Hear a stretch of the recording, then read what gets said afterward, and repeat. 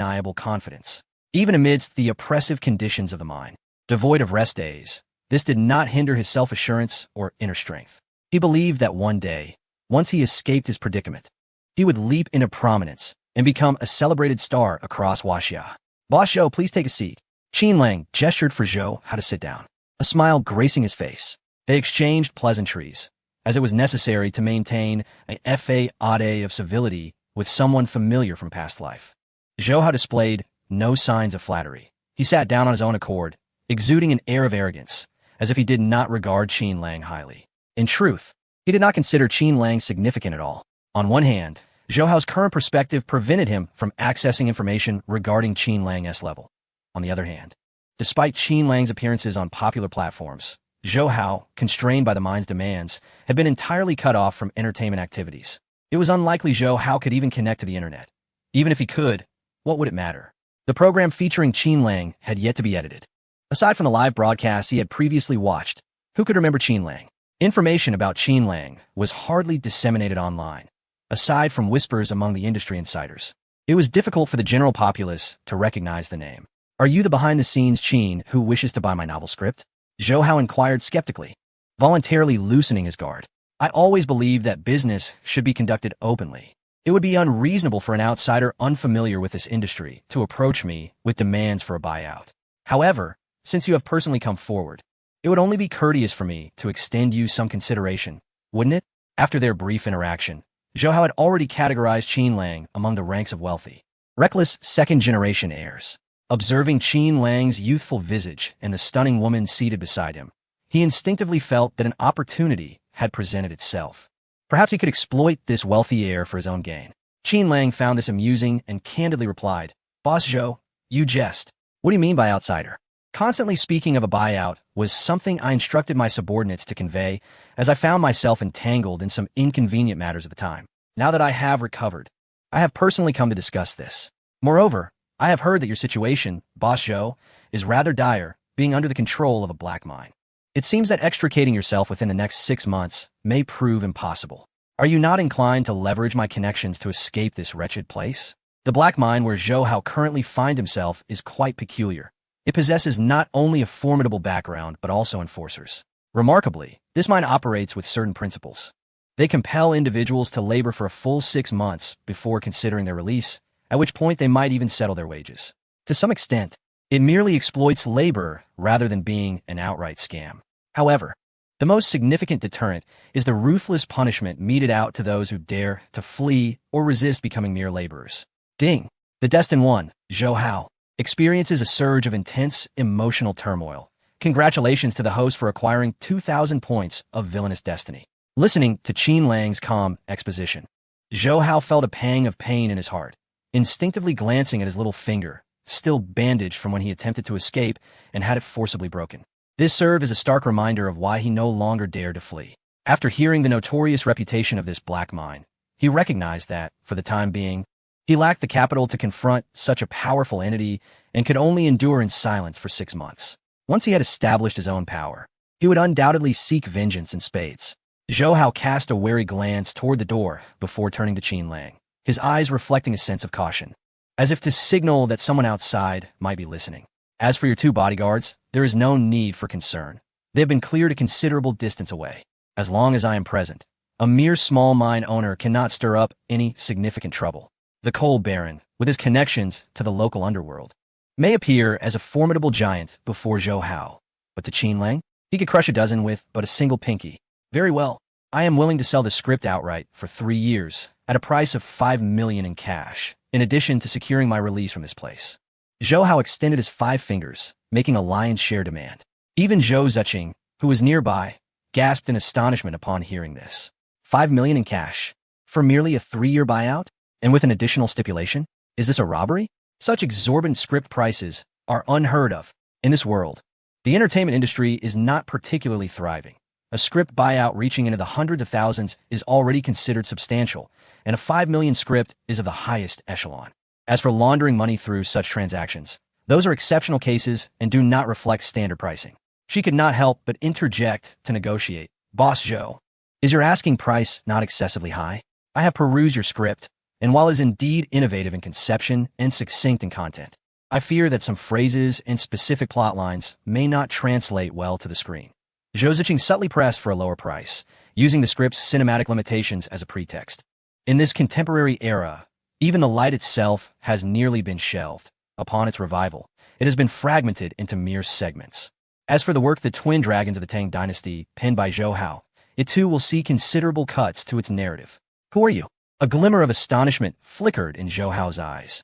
He had not anticipated that a woman, nestled beside the affluent, like Zhou Ziqing, would possess not a trace of worldly demeanor, but rather exude a gentle intellect, akin to the grace of a refined lady. This revelation left him quite taken aback, somewhat at a loss. I am of the Zhou family, Zhou Ziqing, she responded with a calm demeanor. Ah, a fellow clansman. Zhou Hao chuckled heartily, undeterred.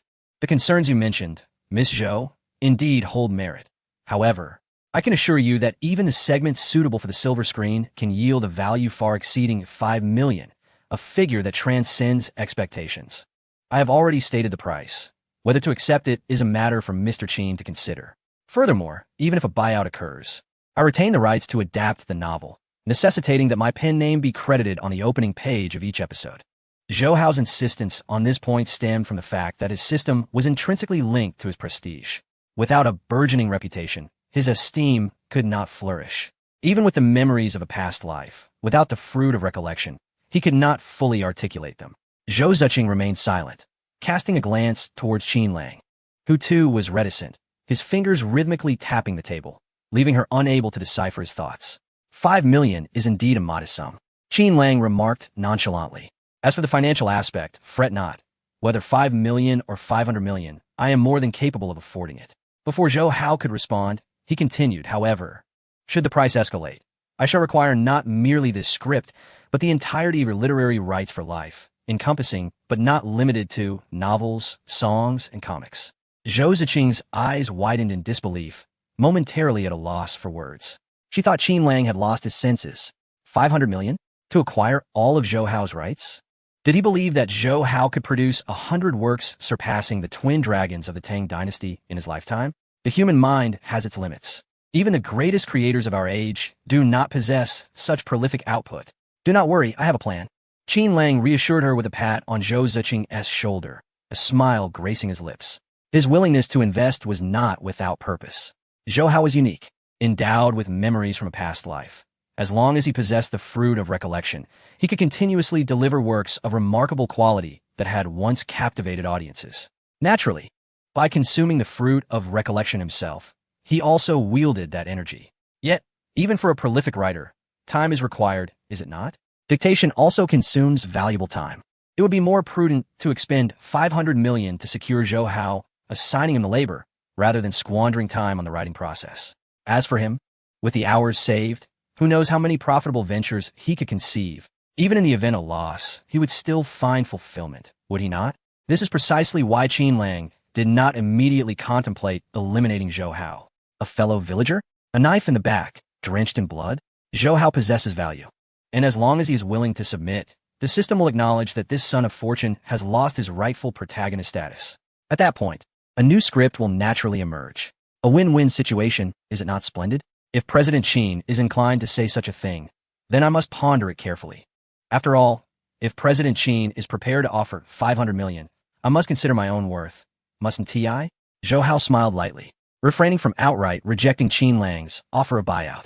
After all, Qin Lang's ability to bring him here, with the consent of the black mine owner, was beyond what he could currently contend with. If he were to offend him, who knows what kind of retaliation might ensue. What he needed to do now was to placate Qin Lang's demeanor, perhaps even sell the twin dragons of the Tang Dynasty at a bargain price. As long as he can ensure his own safety, he is willing to pay any price. As for selling all rights to his lifetime of works, that is inconceivable. Absolutely not. Only he knows what stunning masterpieces he may create in the future. Novels, comics, television dramas, film scripts, and even some literary classics or cutting-edge technological breakthroughs from both domestic and international sources. Perhaps his subconscious holds some understanding of them. Such value, not to mention 500 million, even 5 billion or 500 billion, he could never engage in such desolate actions. How about this, President Qin? You may take the script of the twin dragons of the Tang Dynasty for your use. The financial aspect is negotiable, as long as you can extricate me from this place. Zhou Hao smiled and took a step back, sensing that he had caught Qin Lang's attention. An inexplicable chill running down his spine. Losing a script is merely losing script. The priority is to escape this ghastly black mine. In time, he would see if remaining in the shadows could make Qin Lang forget his existence, or perhaps showcase his own value, allowing other powerful figures to act as a shield. If all else fails, he would have no choice but to temporarily flee abroad, there to cultivate his own influence, and when he has the means, return home unafraid of Qin Lang's status, ready to make a name for himself. Qin Lang clicked his tongue, shaking his head. Boss Zhou, since I have spoken, it is apparent that I hold this intention. 500 million, I am willing to offer. Even if I incur a loss, I will accept it. You need not worry about my potential losses. Ding! The son of fortune, Zhou Hao, was exceedingly enraged. Congratulations to the host for acquiring 5,000 villain points. Zhou Ziqing stood beside him, feeling as though her worldview was crumbling. Where is she? What had transpired? Who was it with such a deranged mind? Why would Qin Lang be willing to spend 500 million to purchase Zhou Hao's lifetime rights? And why would Zhou Hao refuse? Surely, she must have had a restless night, leading to hallucinations and auditory delusions. Zhou Ziqing rubbed her eyes and pinched her delicate earlobe, feeling somewhat dazed. What troubles you? Are your eyes discomfort? Is drowsiness approaching? Perhaps you should find a place to rest for the night? Qin Lang gently pinched the exquisite cheek of Zhou Ziqing. She turned her head away, a delicate blush gracing her stunning face. It was not that she disliked the playful gesture, but with Zhou Hao, an outsider, present, she felt a twinge of embarrassment. She softly shook her head, saying, "No, please continue your conversation. I am merely listening." Ding! The chosen one, Zhou Hao, was engulfed by a wave of jealousy, prompting the host to receive 10,000 points of villainous destiny. Struggling against the bitterness within, Zhou Hao rose and said, "Mr. Qin, perhaps we should conclude our discussion for today. You have the script. Feel free to utilize it as you wish. Just help me out of here, and we can address the rest later, shall we?" He could no longer endure the scene, having been inundated with romantic displays. Given time, once he escaped this predicament, he would surely leap to stardom, becoming a household name across China and the globe. In that moment, he envisioned himself surrounded by breathtaking women, akin to Zhou Ziqing, who seemed as though she had stepped out from a painting. He firmly believed, and possessed the confidence, that one day he would emerge as the idol of a new era, a global sensation. Zhou Hao departed with resolute determination, exuding the aura of a true idol. Sighing at his unwavering back, Qin Lang acknowledged the difficulty of securing Zhou Hao's commitment. Perhaps, in Zhou Hao's eyes, he was indeed an unparalleled superstar, a global icon. How naive! Did he not realize that even idols could falter under the machinations of capital? Chapter 218. The Man in White and the Lady. My worldview feels shattered. Why would you go to such lengths to secure Zhou Hao's works? Zhou Ziqing pondered, somewhat dazed and unable to comprehend. I simply hold a favorable opinion, serving as a negotiation tactic to evoke emotional resonance. Even if he agrees, it does not guarantee I would act on it. Some matters defy explanation. After all, how could she disclose to Zhou Ziqing that he was a time traveler, privy to the vast array of works within Zhou Hao's memories that would surely achieve great acclaim, and that he merely lacked the inclination to replicate them? What will you do now? Zhou Ziqing mused, sensing that this Zhou Hao possessed considerable confidence in his creations, and his aspirations were lofty. Her intent in coming here was to offer assistance. Yet with the negotiations at a standstill, she felt a sense of awkwardness. Unperturbed, Qin Lang wrapped his arm around Zhou Ziqing's slender waist, casually remarking, "We can afford to wait." Some individuals, when hope eludes them, tend to numb themselves to the pressures of their work, gradually acclimating to the grind. Yet once a glimmer of hope appears, it can become the proverbial last straw that breaks the camel's back. Soon enough, Zhou Hao will seek me out. In matters of the human heart, Qin Lang possessed a deft understanding. Did he truly believe he would so easily relinquish Zhou Hao, leaving problems unresolved? Such naivete. The next act had already commenced, and if he did not anticipate the unfolding narrative, who knew what chaos might ensue? This time, having arrived, it is imperative to resolve the matter concerning Zhou Hao. That night, Junzi, seizing the opportunity in Zhou Ziqing's absence, sought out Qin Lang, scratching his head awkwardly. "Young master, about those actresses you asked me to keep an eye on, they have all taken the initiative to approach us. According to their agents, they seem to place immense importance on the second female lead, Moon Yin Ci, and are vying for the role. Is that all?" Qin Lang reclined on the opulent sofa of the presidential suite, swirling his glass of red wine and savoring a sip. Junzi continued, his demeanor earnest. Of course, there's more. One agent expressed a desire to invite you to dinner with her artist. The conversations in the entertainment industry can be quite cryptic. After all, to them, this is an elite circle, and certain words cannot be thrown around carelessly. However, the signal is clear. Should her artist secure the role of Moon Yen-ci, the dinner could be held in a restaurant or in a private room. It would make no difference. Ding. The luck of the fated son, Zhou Hao, has waned. Congratulations to the host for acquiring 20,000 villain points. Ding. The luck of the fated son, Zhou Hao, has waned. Congratulations to the host for acquiring 200,002 villain points. Ding. The luck of the fated son, Zhou Hao, has waned. Congratulations to the host for acquiring 200,003 villain points. Listening to the system's notifications, Qin Lang squinted his eyes, relishing the moment of his gains. At this juncture, Zhou Hao had begun to showcase his talents, gaining recognition in the entertainment industry and establishing connections with several actresses. However, ever since Qin Lang intervened, the entire narrative had been irrevocably altered. Those actresses, who were already in dire straits, found themselves without the opportunities Zhou Hao had provided, now teetering on the brink of collapse in their careers, some even veering toward the path of ruin. Of course, the intentions expressed by these agents likely did not have the artist's consent. Yet this also reflects the dire straits these actresses currently find themselves in. For now, however, it is crucial to focus on Zhou Hao's situation.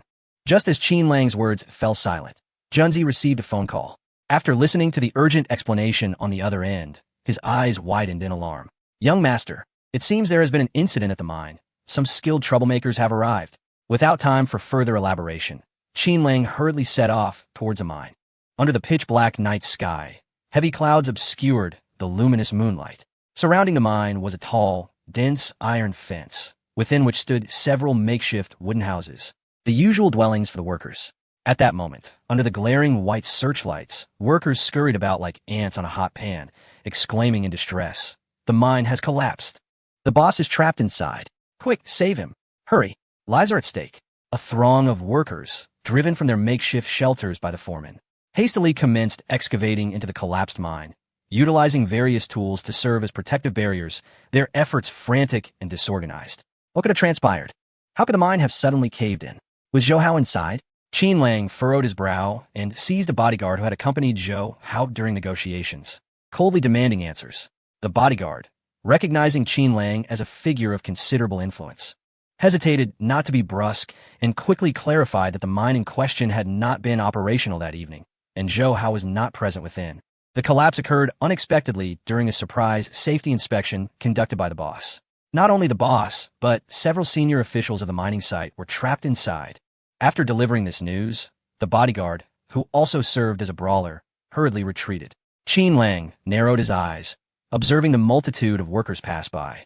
Yet he discerned no sign of Zhou Hao. Suddenly, an acute sense of danger enveloped him. Two intense auras of hostility erupted from a nearby hillock. Someone was there. Moreover, they possessed skills far surpassing those of Blood Red Mandala and Yifeng. In that instant of awareness, Qin Lang swiftly made his way toward the source. "Young master, be careful," Junzi called out, following closely behind. Soon, they arrived at a dense thicket, filled with jagged rocks and abundant natural cover. It would be exceedingly simple to conceal two individuals amidst such terrain. Junzi, panting and struggling to keep pace with Qin Lang, was profoundly shaken, realizing that the young master had been concealing his true capabilities but never anticipated the depth of his concealment. While he felt utterly exhausted, akin to a lifeless dog, Qin Lang remained composed, his breath steady and his demeanor unchanged. "Young master, is there truly anyone here? Are you mistaken?" Junzi murmured in skepticism. Yet, Qin Lang directed his gaze toward a massive boulder, sneering, "I have arrived. Why do you choose to hide? Will you show yourselves, or must I extend an invitation?" What remarkable agility. Surely, you must have little connection to Black Third. A young man clad in white emerged from behind the boulder, accompanied by an enchanting woman draped in a veil, reminiscent of a figure from an ancient painting of noble ladies. "Young master," Junzi softly called, inhaling deeply to steady himself before stepping slightly forward, positioning himself before Qin Lang. He aimed to alert him, Just a glance at the white-clad man revealed an extraordinary presence. Particularly his demeanor, calm and collected, even more so than seasoned veterans who had taken lives. Did you slay Black Third? No. You trapped him within the mine and did not kill him immediately. Do you share enmity? Qin Lang smiled faintly, occasionally stealing glances at the stunning veiled woman. Such an entrance could only befit a woman of destiny. Primarily, the sense of impending crisis instilled in him by the veiled woman far surpasses that of the blood-red mandala. She is indeed a formidable character. The man in white scoffed. Why should I report my affairs to you? The matters here do not concern you, so refrain from meddling. Moreover, do not cast your lecherous gaze upon my senior sister. Suppress your sordid thoughts, or else the consequences will be beyond your capacity to bear. A smirk graced Qin Lang's lips, amused by the words of the man in white. He chose not to respond, but fixed his gaze intently on the man, shifting his eyes to scrutinize the veiled woman, alternating between stealing glances at her. Before the man in white, he audaciously defied his warning. Oh, if you insist I refrain from looking, I shall gaze even more. Not just a glance, but I shall continue to stare. Xiao Fan, let us depart. The veiled woman's voice was akin to the delicate fragrance of orchids in a secluded valley, her words flowing like a crystal-clear spring in a desolate mountain, refreshing and invigorating. She wished to avoid conflict and felt an unsettling discomfort in this place. The task at hand was accomplished, and she had no desire to squander further time. However, the man in white shook his head, coldly fixing his gaze upon Qin Lang. Chun Fan, stand by my word. Remember, this trouble is of your own making, and you have no one to blame but yourself. With that, he vanished from beside the veiled woman, moving with such swiftness that only a phantom remained in his wake. Darting towards Qin Lang, the soldier, stationed ahead, immediately sensed the urgency and became alert. His arms spread wide, mimicking the strokes of an oar. He charged towards the man in white to obstruct his advance. Bang! The soldier executed a technique known as Tishan Keo, crashing into a sturdy tree as the tremendous force caused leaves to rain down from its crown. 8 Extremes Fist. The man in white, having evaded the blow, regarded the soldier, who appeared foolishly intent on colliding with a tree, with not disdain but a newfound seriousness. It was not merely pressure he felt. It was the realization that even someone adept in the essence of the 8 Extremes Fist would willingly act as Qin Lang's vanguard. His status must be remarkable. You possess great audacity. Not only have you conspired against the mine owner, but now you wish to erase all traces? To silence me and my master, the soldier, suppressing a wave of discomfort in his back, inwardly cursed, realizing the man in white was far too fast. He had aimed for the man, yet instead collided with a tree, and once the Tiashan KO was unleashed, it could not be retracted. Now, he appeared a fool, suffering intense pain as if engulfed in flames. In a fit of rage, he hurled a metaphoric urinal aimed at the man in white's head. With what did you perceive my intention to erase all traces? Were it not for your master's devious thoughts, would I have intervened? The man in white snorted disdainfully, clearly irked. A dragon has its reverse scales. To touch them is to invite death. My senior sister is that very scale in his heart. The soldier grimaced, seemingly dismissive, yet in truth, he was alleviating his internal injury, retorting, devious thoughts? Which eye of yours saw my master with such intentions? I'm merely curious about the identities of the two of you. Wearing veils, your features remain obscured. Am I not permitted a few lingering glances? Will a few more observations cost your esteemed sister a morsel of flesh? Moreover, your sister has yet to voice her thoughts, yet here you are, raising a ruckus. Is it because you see my young master, possessing a countenance far superior to yours, that you are consumed by envy and deliberately seeking fault? I must commend Junzi for his remarkable ability to distort the truth and sow discord. Even Qin Lang would be inclined to applaud him. How outrageous! Little did I expect that in Junzi's heart, he perceives his young master as such a paragon of virtue. He has completely misinterpreted my true intentions. One wonders from whom he learns such folly. This individual must possess extraordinary talents, vast knowledge, and unparalleled acumen. Xiao Fan, there is no need to engage him further. The veiled woman's reminder shattered Qin Lang's moment of self-reflection. Sister, there is no cause for concern. It is merely a display of verbal prowess, of little significance.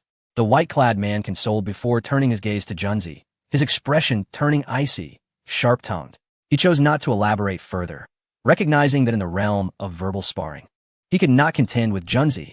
It was time to settle matters through action. With a single leap spanning 3 to 4 meters, he struck out with a palm. a sound of slicing air accompanying his movement. Junzi hastily raised his hand to meet the blow. With a crack, their palms collided. Junzi faltered, swiftly retracting his hand and staggering backward, one arm hanging limply at his side, gritting his teeth in pain as he called out to Qin Lang, "Young master, we must flee. This fellow possesses some skill. I am no match for him.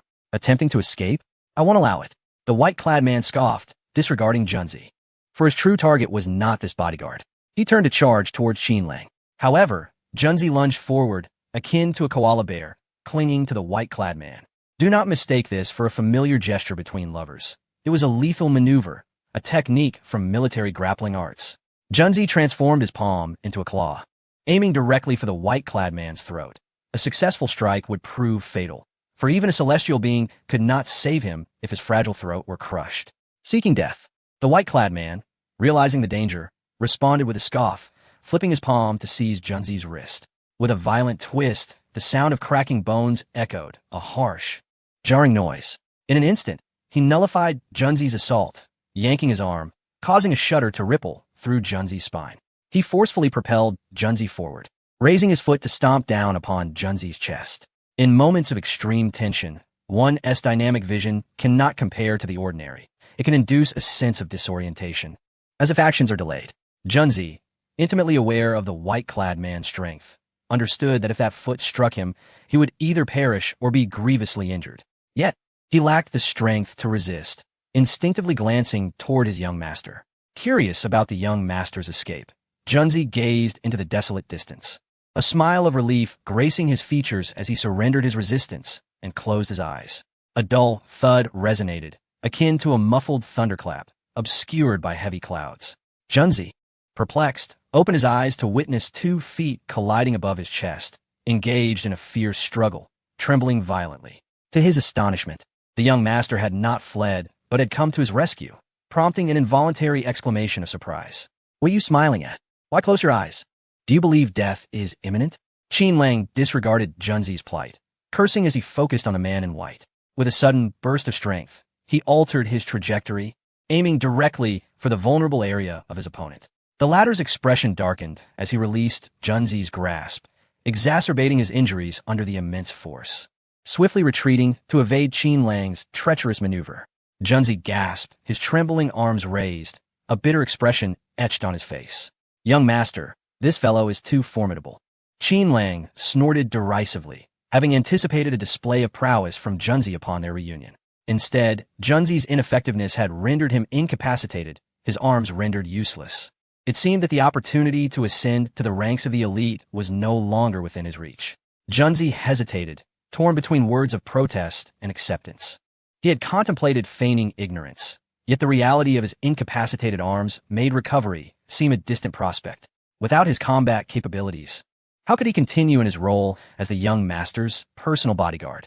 He might even struggle to fulfill the duties of a mere chauffeur. Qin Lang retrieved 2 pills from his storage space, a beauty-enhancing elixir and a marrow-cleansing pill, tossing them into Junzi's mouth.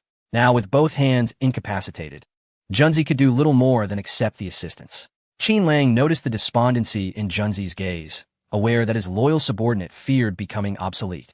Yet, how could he allow someone so steadfast, who remained committed to him despite the good life they had found, to falter? Not only must he prevent Junzi's despair, but he also sought to enhance his capabilities significantly after this trial. Such a devoted confidant deserved his utmost investment. "Xiao Fan, let us depart." The veiled woman spoke again, her tone now laced with caution as she regarded Qin Lang. No longer was she aloof. She acknowledged his prowess in combat and discerned the significance of the pills he had provided. They were likely miraculous healing remedies. The fact that they could induce even the slightest repositioning of Junzi's dislocated bones spoke volumes of their extraordinary nature, an elixir not typically possessed by mere martial artists. "Senior sister," the man in white called out solemnly. However, the veiled woman offered no further explanation, turning away and leaping from the boulder, vanishing from Qin Lang's sight. The man in white turned around, gazing intently at Qin Lang for an extended moment before turning away in indignation. Just as Qin Lang was about to intercept the 2 individuals, a familiar sense of impending danger washed over him, lingering in the air. After a brief moment of contemplation, he chose to refrain from further dialogue. It was prudent to first ascertain the situation with Zhou Hao. He spoke in a calm voice. But the response he received was a startled exclamation from Junzi. "Young master, my hand can move again," he exclaimed, astonished. "Incredible. It was just dislocated, and I thought I would never be able to grip anything again. Yet in the blink of an eye, it's almost healed." Junzi stood rooted in place, his hands moving like dragon claws, fingers bending and straightening in sheer delight. Chapter 220. The hardships of Xiaozi. You should be contemplating revenge on that fellow named Chun Fan. Shouldn't you? Qin Lang observed, somewhat exasperated by Junzi's reaction. It seemed that with the improvement of his arm injury, Junzi had forgotten the pain and was indifferent to the fact that it was Chun Fan who had incapacitated him. Junzi chuckled innocently. "What is the point of seeking revenge when I couldn't overpower him? Why add more trouble for you, young master? That kid is not someone to be trifled with. Do I appear to be someone easily provoked?" Qin Lang retorted with a cold smirk. "Revenge can wait a decade, but for you, young master, it can wait a mere day." Junzi was not one to dwell on grievances, or perhaps he simply chose not to. However, he could not overlook this personal affront. If it weren't for the lingering sense of danger from the veiled woman, or rather, the two distinct murderous auras not far off, how could he allow those two individuals to depart unscathed? Were it not for the beauty-enhancing pills and detoxification elixirs he possessed, Junzi would have surely met his demise today. How could those who sought to ruin him expect to leave so easily? Such a notion was ludicrous. Regardless of whether the next protagonist was favored by fate, it would be a price to pay. Have Lao Huang and the others prepare the necessary equipment, Qin Lang casually commanded as he descended the mountain. Upon hearing this, Junzi's expression turned serious. He dared not look around aimlessly. He had surmised the implications and warned cautiously, "Young master, without prior notice, it may be difficult to procure the items. There are only a few old artifacts. That will suffice.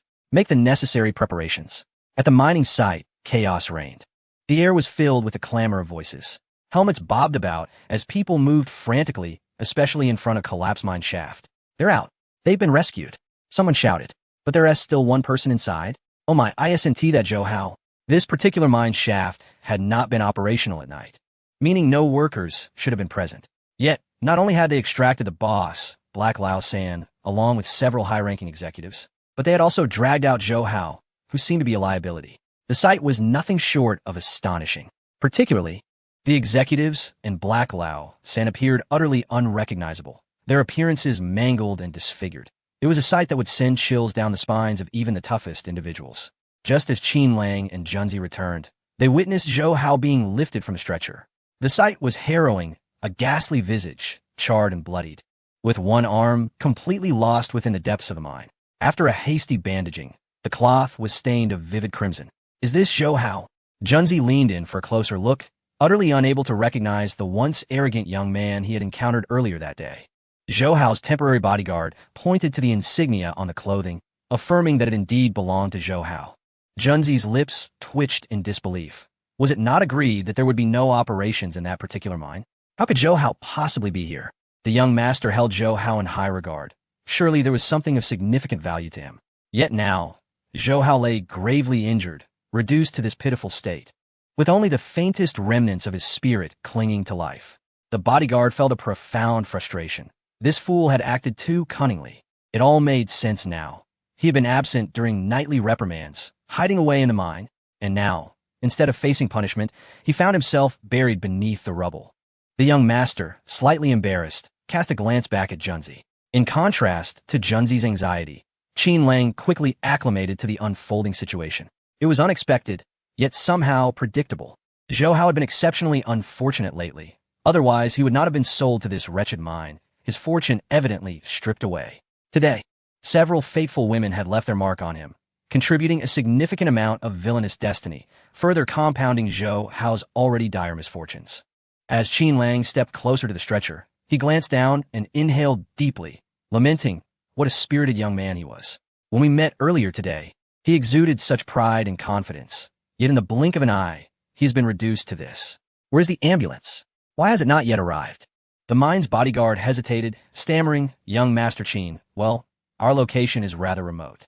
The ambulance is on its way, but may take some time. Moreover, Zhou Hao's injuries are exceedingly grave. We pulled him from beneath a massive boulder. He has lost an arm and is bleeding profusely. His chest has also suffered severe trauma from falling debris. I fear it may be too late for him." Qin Lang paused, observing Zhou Hao, whose eyes had narrowed into mere slits, struggling to open them.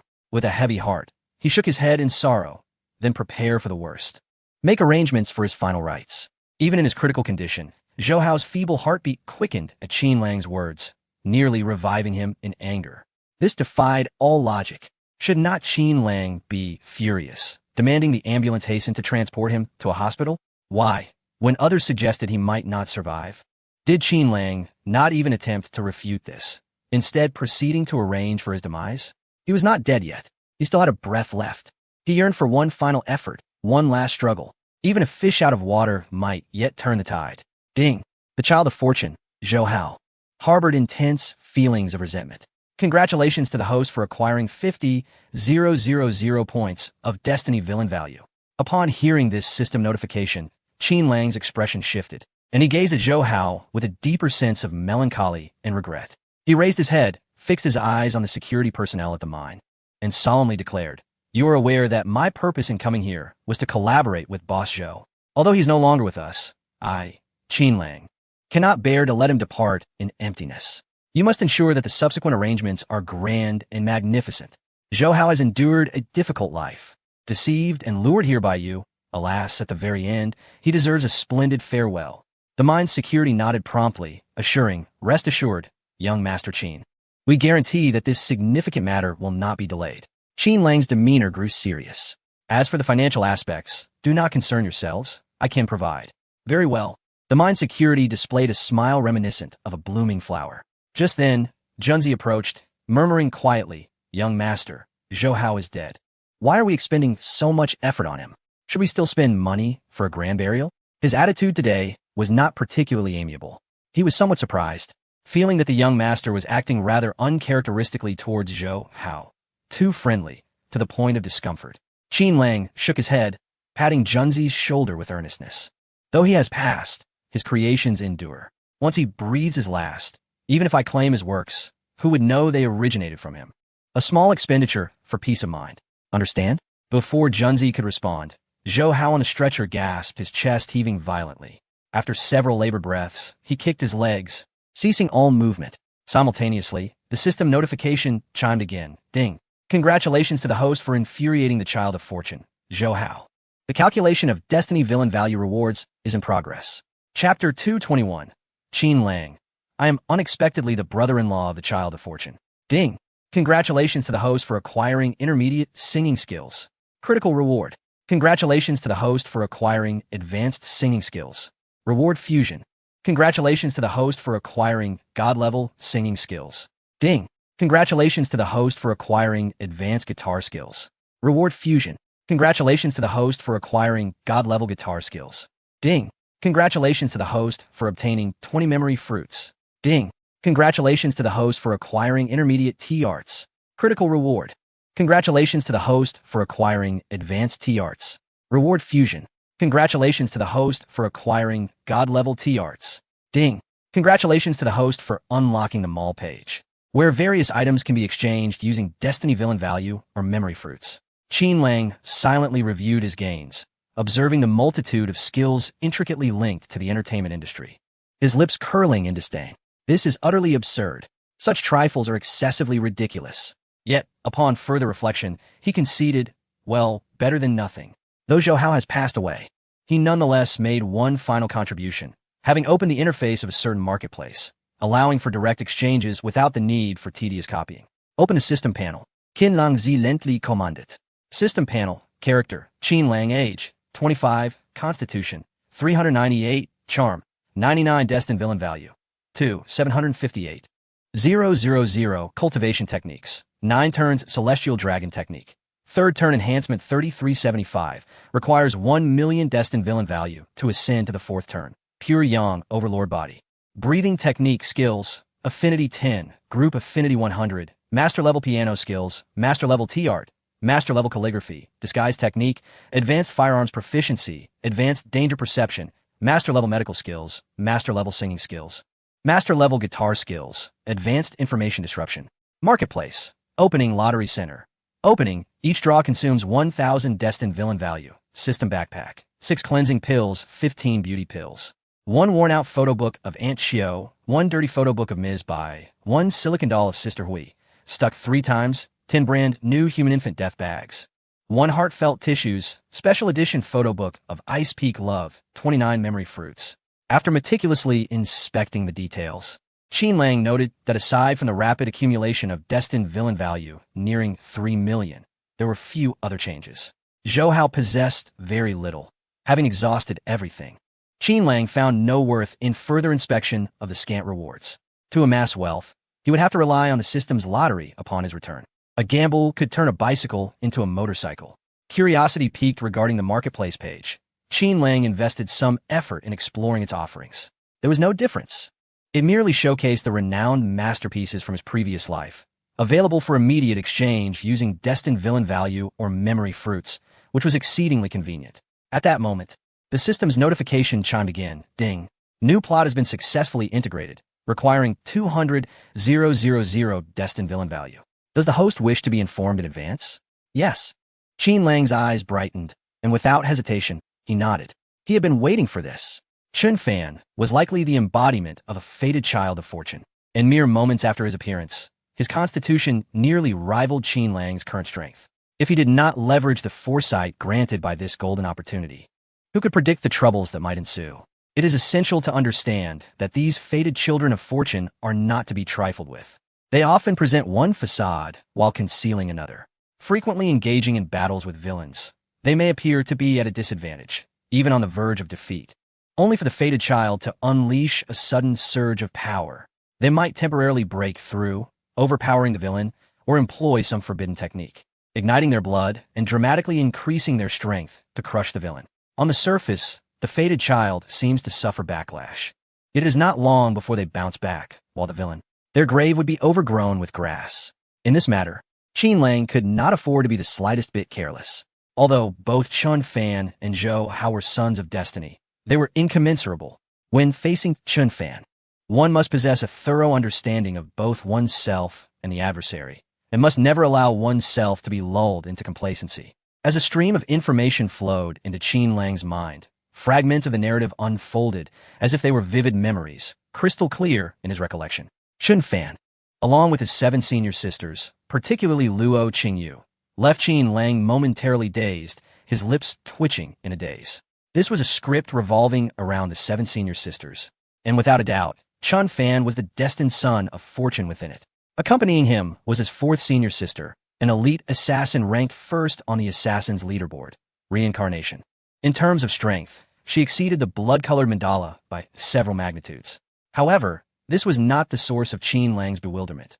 Rather, it was the realization that within this narrative, he need not meddle or instigate conflict. For he was, in fact, the formidable antagonist that Chun Fan was destined to confront.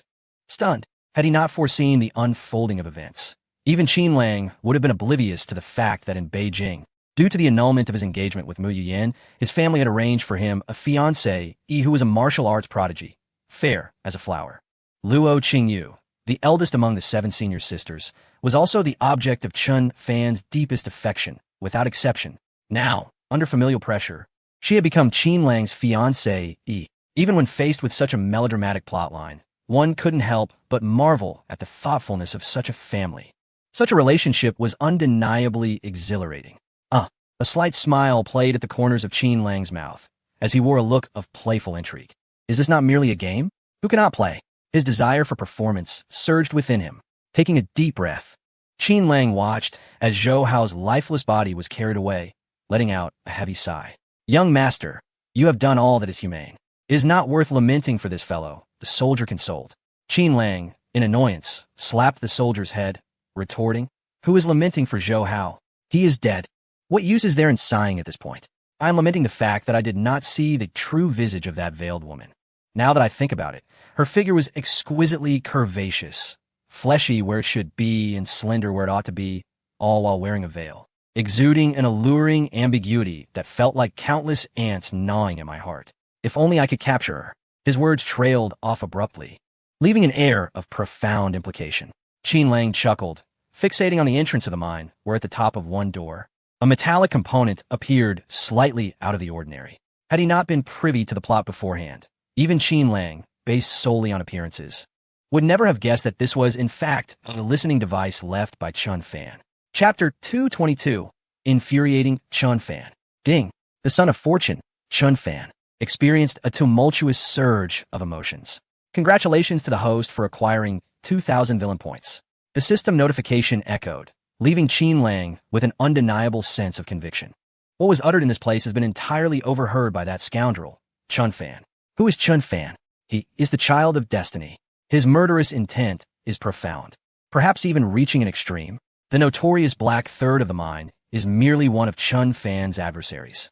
He played no significant role in the demise of Chun Fan's parents, and most merely adding insult to injury. Yet upon his return, Chun Fan's first act was to eliminate him, trapping him in the mine and subsequently detonating explosives to cause a collapse, resulting in the gruesome deaths of Black Third and several executives. Now, upon hearing Chun Fan's fabrications regarding the fourth sister's reincarnation, how could he remain passive? Even if the fourth sister were to plead beside him, it would likely be futile in dispelling Chun Fan's wrath. Qin Lang smirked, fanning the flames, deliberately raising his voice with scathing remarks about that lad clad in white, who appeared rather refined, initially presumed to harbor a deep-seated grudge against Black Third, seeking vengeance. In truth, he is merely a madman blinded by hatred. Alas for my brother Housie, who suffers for no reason. And what of the enchanting veiled woman, who has drawn so close to this lunatic? One wonders if she might suffer for it in the future. If only there were a chance to uncover her true identity. Being by my side would be far safer than accompanying that madman.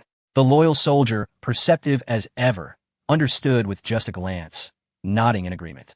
Indeed, young master, I mentioned before that the man in white is short-sighted and envious. The trouble he has stirred for us likely stems from his fear that the veiled woman might take a liking to you. He knows all too well that he cannot compare to your brilliance and charm, thus deliberately severing ties. Such a man harbors the most malevolent thoughts. Had I the strength to confront him, I would have surely aided you in rescuing that exquisite lady today. Alas, I hope she is not deceived. Qin Lang sighed, his expression laced with intrigue. At that moment, a series of system notifications chimed. Ding. The child of destiny, Chun Fan, has experienced a surge of anger. Congratulations to the host for acquiring 3,000 villain points. Ding. The child of destiny, Chun Fan, is in a state of extreme fury. Congratulations to the host for acquiring 5,000 villain points. Ding. The child of destiny, Chun Fan, has developed murderous intent. Congratulations to the host for acquiring 10,000 villain points. Another bountiful harvest. Qin Lang felt quite pleased. Merely speaking a few words had yielded such generous returns. This was undoubtedly due to Chun Fan's temperament, or rather, Qin Lang's precise manipulation of the situation. To incite the child of destiny, one must not attack the sister directly. That would be a waste of the advantage of knowing the plot's development. The hour grows late. It is best to return and find a place to unwind. Qin Lang stretched languidly, stifling a yawn as he glanced at the soldier's arms. Can you still drive? Do you need someone to come over? As Junzi flexed his palm, reminiscent of the Shaolin Dragon Claw technique, he marveled, young master, the 2 elixirs you provided are truly miraculous. I'm already over halfway healed. While my combat prowess may be slightly affected, driving poses no issue at all. Then let us proceed to Taoyuan Spring, Qin Lang declared, naming a destination before departing the mining area alongside Junzi. In the dense forest of the hillside, Chun Fan and his 4th senior sister, Reincarnation, stood upon the branches of a colossal tree, gazing down at the unfolding events in the mine below. The words spoken by Qin Lang resonated clearly through a Bluetooth speaker, each syllable distinct, particularly his scathing remarks directed at Chun Fan and the lamentation for reincarnation, delivered with impeccable tone and inflection.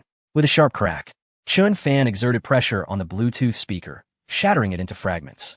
A faint electrical discharge escaped, leaving a small, darkened mark on his palm. Though it was not fatal, the sensation was certainly unpleasant. However, Chun Fan felt no pain. His expression remained icy, his jaw clenched tightly as he crushed the remnants of the speaker. His body trembling slightly. This was fury. How dare that scoundrel slander his senior sister and audaciously contemplate abducting her from his side? Such thoughts alone branded him with a death sentence in Chun Fan's mind, let alone the fact that Qin Lang had openly voiced them, reiterating them multiple times. Xiao Fan, do not be angry. Let us return. Tonight's occurrences are rather unusual. It seems an unforeseen event is imminent. Reincarnation, veiled, stood quietly on another branch of the great tree. her voice like a gentle spring, offering solace. This feeling was ominous. It was clear that the focus was meant to be on Black Lao San and the higher-ups of the mining operation. Yet inexplicably, an innocent named Zhou Hao had perished. Throughout Reincarnation's career as an assassin, she had never failed to eliminate a target, nor had she ever inadvertently killed an unrelated innocent. The unexpected incident served as a warning to her, signaling her desire for the young junior to withdraw. She gazed at the enraged Chun Fan and inquired, "Do you wish to confront Qin Lang and exact your vengeance?" Chun Fan lifted his gaze, his eyes icy. "Shouldn't I? That scoundrel dares to entertain inappropriate thoughts regarding you. Senior sister, he deserves to die." Reincarnation sighed. "But have you considered that perhaps he detected the listening device? What if he deliberately spoke those words to provoke your anger?" Though she possessed considerable confidence in her technical prowess regarding the installation of the listening device, Qin Lang's behavior seemed excessively deliberate, leading her to harbor doubts. His words appeared crafted for the ears of others, each phrase meticulously designed to tread upon her junior's anger threshold. He even divulged the location he intended to visit. While this possibility existed, Chun Fan's response remained unwavering. Chun Fan twisted his neck and let out a cold laugh. His frigid gaze, under the chilling moonlight, seemed to emanate wisps of otherworldly aura. Regardless of his identity or background, anyone daring to harbor inappropriate thoughts toward his senior sister would find themselves facing a banquet of doom. He would not shy away from such a confrontation. Moreover, he had some unresolved matters with the mastermind behind Taoyuan Spring, which he intended to address in due course. With a swift leap, Chun Fan vanished among the branches. Behind him, the sense of discomfort in Lin Hui's heart intensified as she observed her junior brother's retreating figure. The destination of Qin Lang coincidentally overlapped with the place her junior brother planned to exact his revenge. Was it merely a coincidence? Chapter 223. Long-lost childhood sweethearts? Mr. Qin, is the pressure too intense? Is this how you prefer your shoulders to be kneaded? Mr. Qin, does this leg massage feel all right? Within the imperial hall of Taoyuan Spring, Qin Lang reclined on the sofa, with a girl in a sailor uniform, barely 20, standing behind him. She possessed a doll-like visage and leaned closer to whisper about the pressure, her hair brushing against Qin Lang's ear in a deliberate manner. Flanking him were enchanting maidens of the highest caliber, each one a paragon of beauty. Such girls, regardless of their location, would invariably attract fervent admirers, yet at this moment, they knelt by Qin Lang's side, offering him leg massages. Occasionally, one would lose her balance and tumble into Qin Lang's embrace, her cheeks flushing crimson as she quickly apologized, slowly regaining her composure. "What is your name?" Qin Lang inquired, capturing the small hand of the girl in a sailor uniform who was kneading his shoulders. Without turning, he playfully scratched her palm, reclining slightly against Xiaoyu, resting his head against her chest. The girl in the sailor uniform affectionately replied, "Mr. Qin, you could just call me Xiaoyu." "How old are you?" Xiaoyu timidly murmured, "I'm 20 this year." "So young.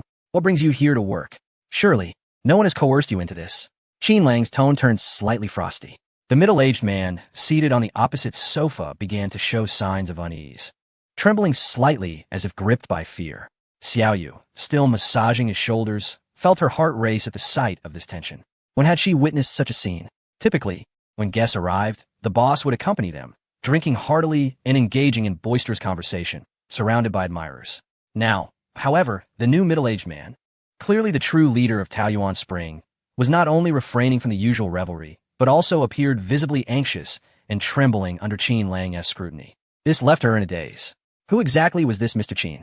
Surprisingly, the disparity in status was so vast that even the elusive owner of Peach Blossom Spring exhibited such trepidation. She dared not hesitate and quickly interjected, "Mr. Qin, you misunderstand. No one has coerced me into anything." Misunderstandings abound. "Indeed, Mr. Qin, you are mistaken." The owner of Peach Blossom Spring, who is also the leader of the Red Tiger Hall, Red Tiger himself, quickly chimed in, his countenance pale with fear. While others may be unaware of Qin Lang's identity, Red Tiger was certainly not oblivious. After all, he was the designated host as instructed by the Black Dragon Society from Tianhai City, and to avert any unnecessary complications, Xiao Jiuer had discreetly informed Red Tiger of Qin Lang's background. Thus, as soon as Qin Lang arrived at Peach Blossom Spring, the owner rushed over without a moment's delay. How could he afford to be anything less than perfectly attentive? He presented the most esteemed offerings of Peach Blossom Spring, all in hopes of ensuring that young Master Qin enjoyed his experience. Who knows, if young Master Qin were pleased, perhaps Red Tiger, as the leader of the Red Tiger Hall, might also earn an opportunity for redemption akin to the Black Dragon Society? It was fortunate that such an eventuality did not transpire. Qin Lang yawned, casually grasping one of Xiao Yu's delicate hands, playing with it in a nonchalant manner. However, the atmosphere within the Imperial Hall had solidified, becoming profoundly quiet, with even the sound of breathing rendered conspicuously loud. The majority of the attendees dared not exhale. Yet, there were a few quick-witted individuals, such as the two therapists kneeling on the sofa, who began to exaggerate their movements, increasingly obsequious in their mannerisms. Xiao Yu's mindset also underwent a significant transformation. She realized that the owner and his benefactor were not merely being polite to Mr. Qin, but were genuinely fearful. To be associated with such a powerful figure would yield immeasurable benefits, even if it were just a singular opportunity. At that moment, a subordinate from the Red Tiger Hall approached, whispering urgently to Red Tiger. His eyes widened in alarm as he glanced toward Qin Lang, then lowered his voice, making a throat-cutting gesture to his subordinate, who promptly scurried away in understanding. What was happening that warranted such haste? Displeased, Qin Lang pulled Xiao Yu forward to sit beside him, taking the place of a female companion. He waved away another lady, leaving only Xiao Yu by his side. Red Tiger awkwardly replied, "Young Master Qin, I sincerely apologize for the disturbance. However, you need not worry. I have already dispatched someone to handle the situation, and I assure you it will not intrude upon your enjoyment." They arrived rather swiftly indeed. In terms of efficiency, Fang has always been commendable. Qin Lang smiled slightly, playfully pinching Xiao Yu's exquisite chin. Observing the girl before him, he couldn't help but reflect on how she truly embodied the essence of a fated companion. A green tea childhood sweetheart. As long as sufficient power is displayed, this woman will willingly offer herself. The fact that she remains pure until now can only be attributed to the author's contrivance. In the original narrative, Xiao Yu and Chun Fan were childhood friends. But after their families fell into misfortune, they lost contact.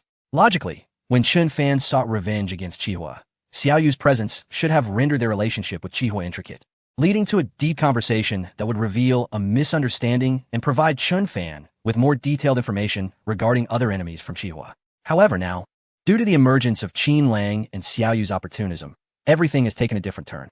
In fact, having been disturbed from his rest, Qihua was already infuriated, fearing blame, and had summoned the capable hands of Qihua Hall to intercept Chun Fan. The misunderstanding between Qihua and Chun Fan has solidified, their relationship irreparably severed, and they have become adversaries.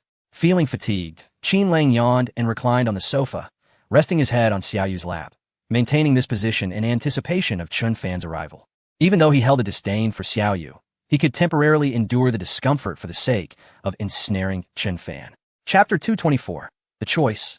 Chun Fan's gaze could devour. Suddenly, the opulent wooden doors of the Imperial box were forcefully kicked open, crashing to the ground with a thunderous sound. A figure in white entered, surveying the surroundings with an air of unspoken confidence and flamboyance. Before Chun Fan could utter a word, silhouettes from Qihua Hall swiftly rushed in from outside, surrounding him completely. Qihua, witnessing this, clenched his fists in frustration, seething with rage towards the unexpected intruder in white. Under normal circumstances, encountering a skilled individual capable of breaching the defenses of Qihua Hall would have prompted him to weigh the possibility of recruitment. After all, in their line of work, the more skilled one is, the more successful they become. But now, Chun Fan's sudden intrusion had caused Qin Shao to furrow his brow. If the situation were mishandled, inciting Qin Shao's displeasure could jeopardize the existence of Qihua Hall, rendering any thoughts of recruitment moot. "You worthless fools! Charge at him! Disable this brat! Do not allow him to advance another step." Qihua bellowed, casting a glance at the two elite enforcers of Qihua Hall standing behind him, who then moved towards the entrance to join the fray. These were the hand-picked elites of Qihua, each a formidable fighter. In theory, a group of dozens should easily overpower a single individual. Yet, in stark contrast, these men appeared as mere clay pigeons in Chun Fan's hands. A swift chop rendered one unconscious, while a powerful kick sent another flying, colliding with the few rushing in from behind, causing them to stumble into one another. The battle was decidedly one-sided. Chun Fan stood like a war god, towering over the members of the Red Tiger Hall who lay prostrate before him, resembling an insurmountable mountain. In a mere 5 minutes, the 30 or so skilled fighters summoned by the Red Tiger had all been defeated, some clutching their arms, others cradling their stomachs, and still others grasping their thighs, all wailing in agony and cursing in pain. with his foot planted on the head of a prominent red tiger enforcer, the imprint of his shoe evident on the man's face. Chun Fan directed a derisive gaze toward Qin Lang. Is this the grand banquet you have prepared for me? Those words you uttered at the mine were merely to provoke me, were they not? Very well, I have come. Unleash whatever tricks you possess. Otherwise, you shall find no opportunity for regret. His voice was as frigid as if it had emerged from the depths of the abyss. Though he had pondered the words of his fourth senior sister, which he deemed absurd, Qin Lang's every action seemed meticulously orchestrated to incite his wrath. It appeared overly contrived. Nevertheless, even if he harbored doubts, what of it?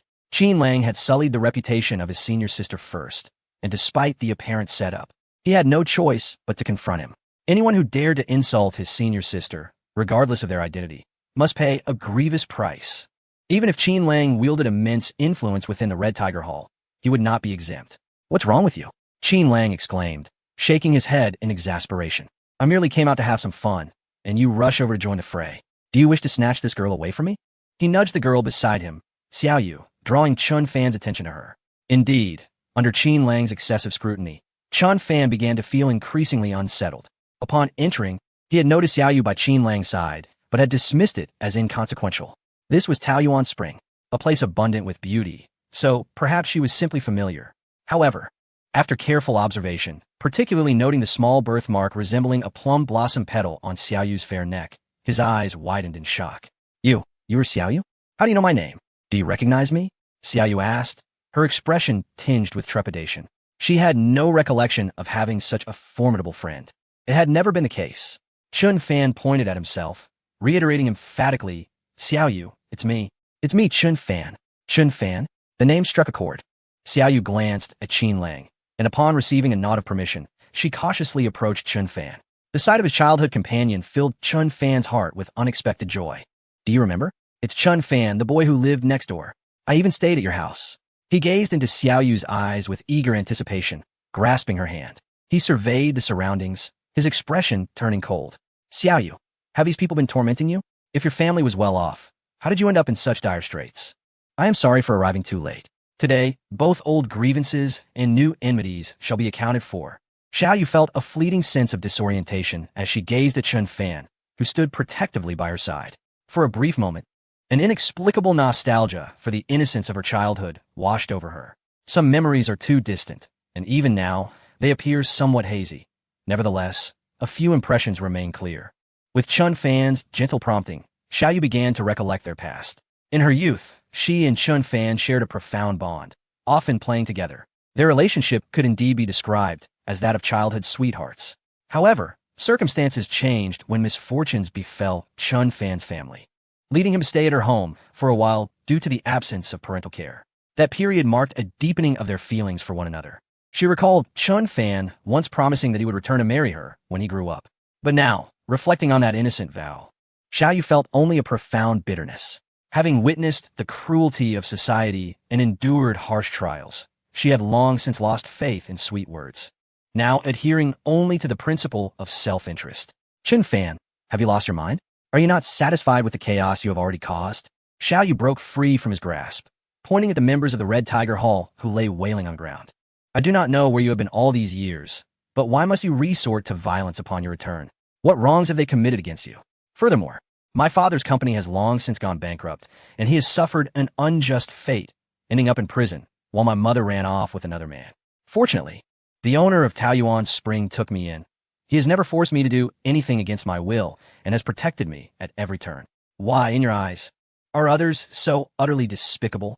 Xiao Yu's voice rose in anger as she vented her frustrations, shaking off Chun Fan's hand and turning toward Qin Lang. Without hesitation or concern, she nestled into his embrace. Qin Lang, seated on the sofa, opened his arms, watching Chun Fan with keen interest. Their gazes met, and he could sense the ferocity in Chun Fan's eyes, as though he were a predator ready to pounce. Alarmed, Qin Lang instinctively grasped at the front of Xiao Yu's sailor uniform. One might liken it to standing on the edge of a precipice, desperately clutching something to find solace amidst the turmoil. Chapter 225, An Unexpected Gunshot. Ah, what bliss! With soft jade in his arms, Qin Lang sighed inwardly. Was Xiao Yu truly as stunning as others claimed? Perhaps not to such an exaggerated extent. Yet, Chun Fan, the favored child of fortune, had repeatedly sought to forge connections and whisk her away, only to be met with rejection. He remained silent, while Xiaoyu willingly embraced him. This disparity in treatment would even make a villain envious. It must be acknowledged that while the owner of Taoyuan Spring had taken Xiaoyu in, he had never coerced her into doing anything she was unwilling to do. Does this not raise some suspicion?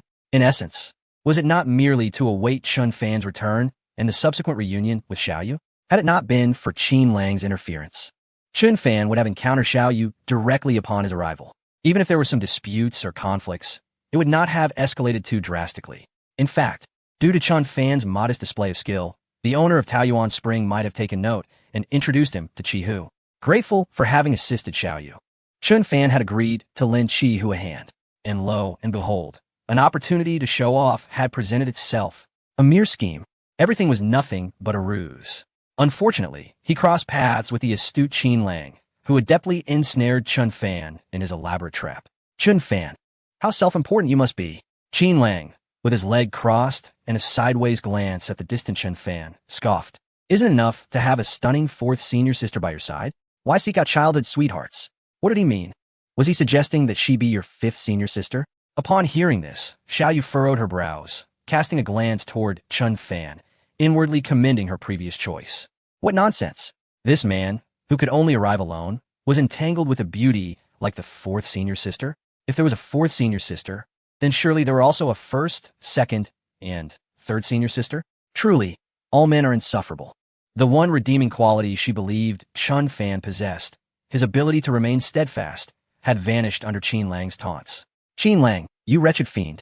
Chun Fan narrowed his eyes, gritting his teeth as he fixed his gaze on the unfolding scene. His childhood companion, the little girl he once vowed to take home, now lay in the arms of his enemy. A surge of fiery blood rushed to his head. Bang! With a swift kick, Chun Fan sent a burly man from Qi Hu Hall flying several meters, crashing into the wall of the private room, where he stuck momentarily like a fly before sliding down. The members of Qi Hu Hall were already gripped by fear of Chun Fan. This man was terrifying. He was an unstoppable force, resembling a human combat machine, beyond their capacity to confront. Countless elites had already fallen, and what could a mere dozen of them achieve? Yet, despite their trepidation, spurred by Qi Hu's fierce gaze, they dared not falter, charging straight at him, only to be sent flying. In the end, Qi Hu, witnessing his subordinates falling one by one, actually rolled up his sleeves, preparing to enter the fray himself. Just then, a gunshot rang out. The deafening sound halted Chun Fan in his tracks, causing him to take a cautious step back, his gaze now scrutinizing the area behind Qin Lang. Junzi raised his handgun, exhaling a puff of smoke. So you think you're fast, huh? Let us see if you can outrun my bullets before I blow your brains out. Damn it! He was harboring a grudge, unwilling to trouble the young master, hence had abandoned thoughts of revenge. Yet, Chun Fan had repeatedly sought trouble with the young master. How could he let this brat off so easily? Chun Fan narrowed his eyes, a scoff escaping his lips. You think a mere handgun can force me away from here? Do you truly consider me, Chun Fan, to be so inconsequential? Instead of retreating, I advanced once more, charging towards Qin Lang from a distance. Junzi pulled the trigger, firing yet another shot. This time he aimed directly at Chun Fan's head, but astonishingly, at the very moment the bullet was discharged, Chun Fan evaded its trajectory with an uncanny grace. Lao Huang and the others could no longer remain passive. They hastily drew their weapons and aimed in Chun Fan's direction, firing away. Bang! Bang! Bang! Bullets whizzed past, grazing Chun Fan's skin. Despite being mere centimeters away, not a single bullet found its mark. A gulp echoed in the private room, as Qin Lang's bodyguards, without hesitation, brandished their firearms and squeezed the triggers. This act was already enough to instill fear. Yet, before they could fully comprehend the situation, Chun Fan's actions left them utterly astounded. Could it be that someone could actually dodge bullets? Was this person even human? Curse it! This lad must be a monster to evade bullets so effortlessly. Young master, perhaps you should withdraw. This fellow is no ordinary adversary. Even if we band together, we may not be able to contain him for long. If only we had our previous equipment, a single barrage would suffice to see how he escapes. Junzi and Lao Huang cursed, yet their expressions grew grave. None dared to underestimate this young man, who was scarcely younger than the young master himself. Clap, clap, clap. Qin Lang applauded, casting an admiring glance at Chun Fan. Quite impressive. To dodge bullets with such skill. Today, it seems I cannot keep you here. However, What do you intend to do against me? You have retreated several steps. He pointed at Chun Fan's feet, noting that not only had Chun Fan failed to advance, but he had also stepped back a few paces. Let us conclude this here. There is no deep-seated enmity between us. I have lost a dear friend, Haozi, and you, a childhood companion, Xiaoyu. Shall we not call it even? Qin Lang smirked, further stoking the flames of conflict as he embraced the sailor-clad Xiaoyu. Humph! Chun Fan snorted coldly, remaining silent, his gaze fixed intently on Junzi, Lao Huang, and the 6 skilled marksmen, every fiber of his being focused. He moved. He took a step forward, charging towards Qin Lang. Bang! Junzi fired first, but as he lifted his pistol to pull the trigger, Chun Fan's movements shifted subtly. His head tilted slightly to the left, approximately 5 centimeters. The bullet grazed past his right cheek. Bang! Bang! Bang! The gunfire erupted. This time, Chun Fan did not retreat. Rather, he surged forward rapidly towards Qin Lang. He refused to allow this opportunity to slip away without consequence. Qin Lang had already touched upon his Achilles heel, and a price must be paid. Just as Chun Fan approached within a few meters, poised to leap towards Qin Lang, a sudden gunshot reverberated through the air. Chun Fan staggered momentarily, dragging his left leg forward a few steps before coming to a halt, gazing down at his left calf, which was now a gruesome sight of blood and flesh. His mind was a blank canvas. How could this be? He had meticulously calculated the trajectories of all the bullets, none of which were aimed at his calf. Before he could reason through the situation, another gunshot rang out, and his right leg was struck, leaving it similarly mangled. Do not presume that being hit by a bullet merely results in a simple wound. The explosion within the bullet can obliterate not only flesh, but even bone in the vicinity. Qin Lang withdrew his hand from Xiaoyu's embrace, revealing an ivory-white pistol resembling a small idol. Could Chun Fan dodge bullets? Nonsense. Even Qin Lang could not accomplish such a feat, let alone Chun Fan, whose strength was uncertain in comparison. It was merely a matter of utilizing his posture before pulling the trigger to calculate the bullet's trajectory and adjust his body accordingly to evade it. This did not imply that Chun Fan's reaction speed surpassed that of the bullet. If he possessed such a skill, he would ensure that Chun Fan could not witness the moment the trigger was pulled. Concealing the pistol within his sailor's uniform would suffice. Chapter 226, Shrimp and Pork Heart. 2 Despicable Hiss. Xiaoyu inhaled sharply, her eyes widening as she noticed 2 irregular holes appearing in the hem of her skirt, a surge of fear causing her to swallow hard. Just moments ago, those 2 bullets had been fired almost against her leg, and had she moved even slightly, she could have been severely injured. Are you frightened? Qin Lang inquired, twirling the ivory-white pistol in his hand, a playful smile gracing his lips. Xiaoyu pressed her lips together, shaking her head, casting a glance in Chun Fan's direction, her heart filled with reluctance, yet she refrained from uttering any further words. She understood that this time, Chun Fan had met his downfall. Should she dare to speak more, she might find herself paying the price for her words. After all, he was once her childhood companion. How could she remain indifferent to his plight? Qin Lang's smile was laced with mischief as his gaze flitted between Xiaoyu and Chun Fan. Wasn't this merely a game? Who couldn't he play? Childhood sweethearts? Did Chun Fan still harbor feelings for her? Today, before Chun Fan's very eyes, he intended to utterly obliterate any semblance of affection he held for Xiaoyu. Not only would he inflict physical harm, but he also aimed to psychologically dominate Chun Fan completely. Young Master Qin, what should I say? I have already allowed him to leave, yet he refused to comply. Moreover, he even dared to take action against you. Is this outcome not his own doing? Xiaoyu sighed softly. When she looked at Chun Fan, the remnants of her innocence had vanished, replaced by an unfamiliar gaze, akin to that of a stranger. Xiaoyu. Chun Fan gritted his teeth, his gaze fixed on the entwined figures of Qin Lang and Xiaoyu.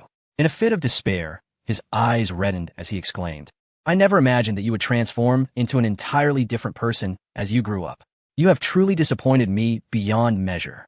Xiaoyu, caught off guard by his words, felt a surge of indignation and retorted, What do you mean? How have I changed? And why have I disappointed you? Chun Fan, are you mistaken? Back then, it was your family that faced misfortune, and you took refuge in my home, enjoying our hospitality without a care. You took advantage of my youth, coaxing me with trite declarations of affection, yet you failed to follow through, all while surrounding yourself with your senior sisters.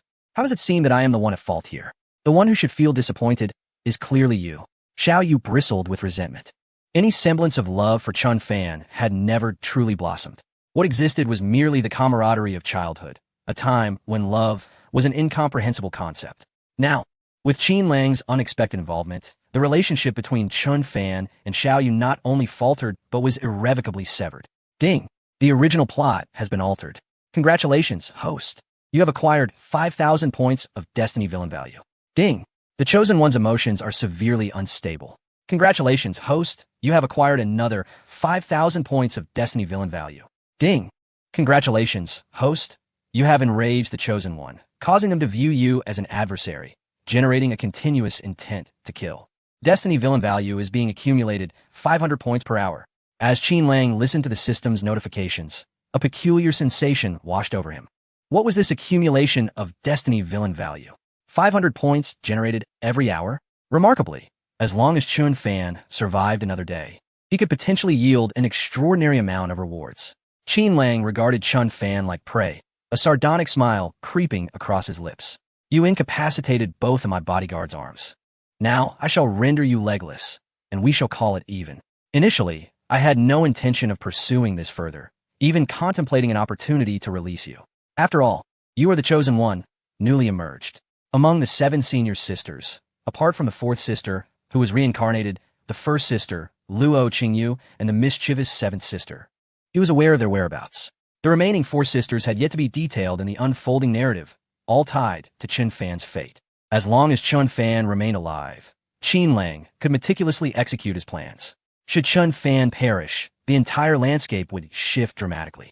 He would become the sworn enemy of the 7 senior sisters, with no proud Chun Fan to temper their wrath, regardless of how close the 4th sister, reincarnation, was to him, or how the other 6 sisters regarded him merely as their junior. They would align against him without hesitation. In the face of uncertainty, Qin Lang was apprehensive. No one could predict the chaos the 7 sisters might unleash if provoked. It was this trepidation that led him to contemplate eliminating Chun Fan only after dealing with the senior sisters. However, his resolve had now shifted. The system continuously provides the persistent villain value, merely intending to temporarily nurture Chun Fan as a plump sheep to fleece. Qin Lang's temper flared, and he felt compelled to retaliate. Chun Fan, whether you survive or not, rests solely upon your fortune. Do not blame me for not granting you an opportunity. Leave it to fate and see if you possess the will to live. He took a revolver from Lao Huang behind him, and with a click, loaded a bullet into the chamber. All present discerned Qin Lang's intentions. He was wagering on Chun Fan's luck. 1 bullet, a 1 in 6 chance. Once it aligned with the live round, given Chun Fan's current physical condition, evasion was utterly impossible. Certain death awaited him.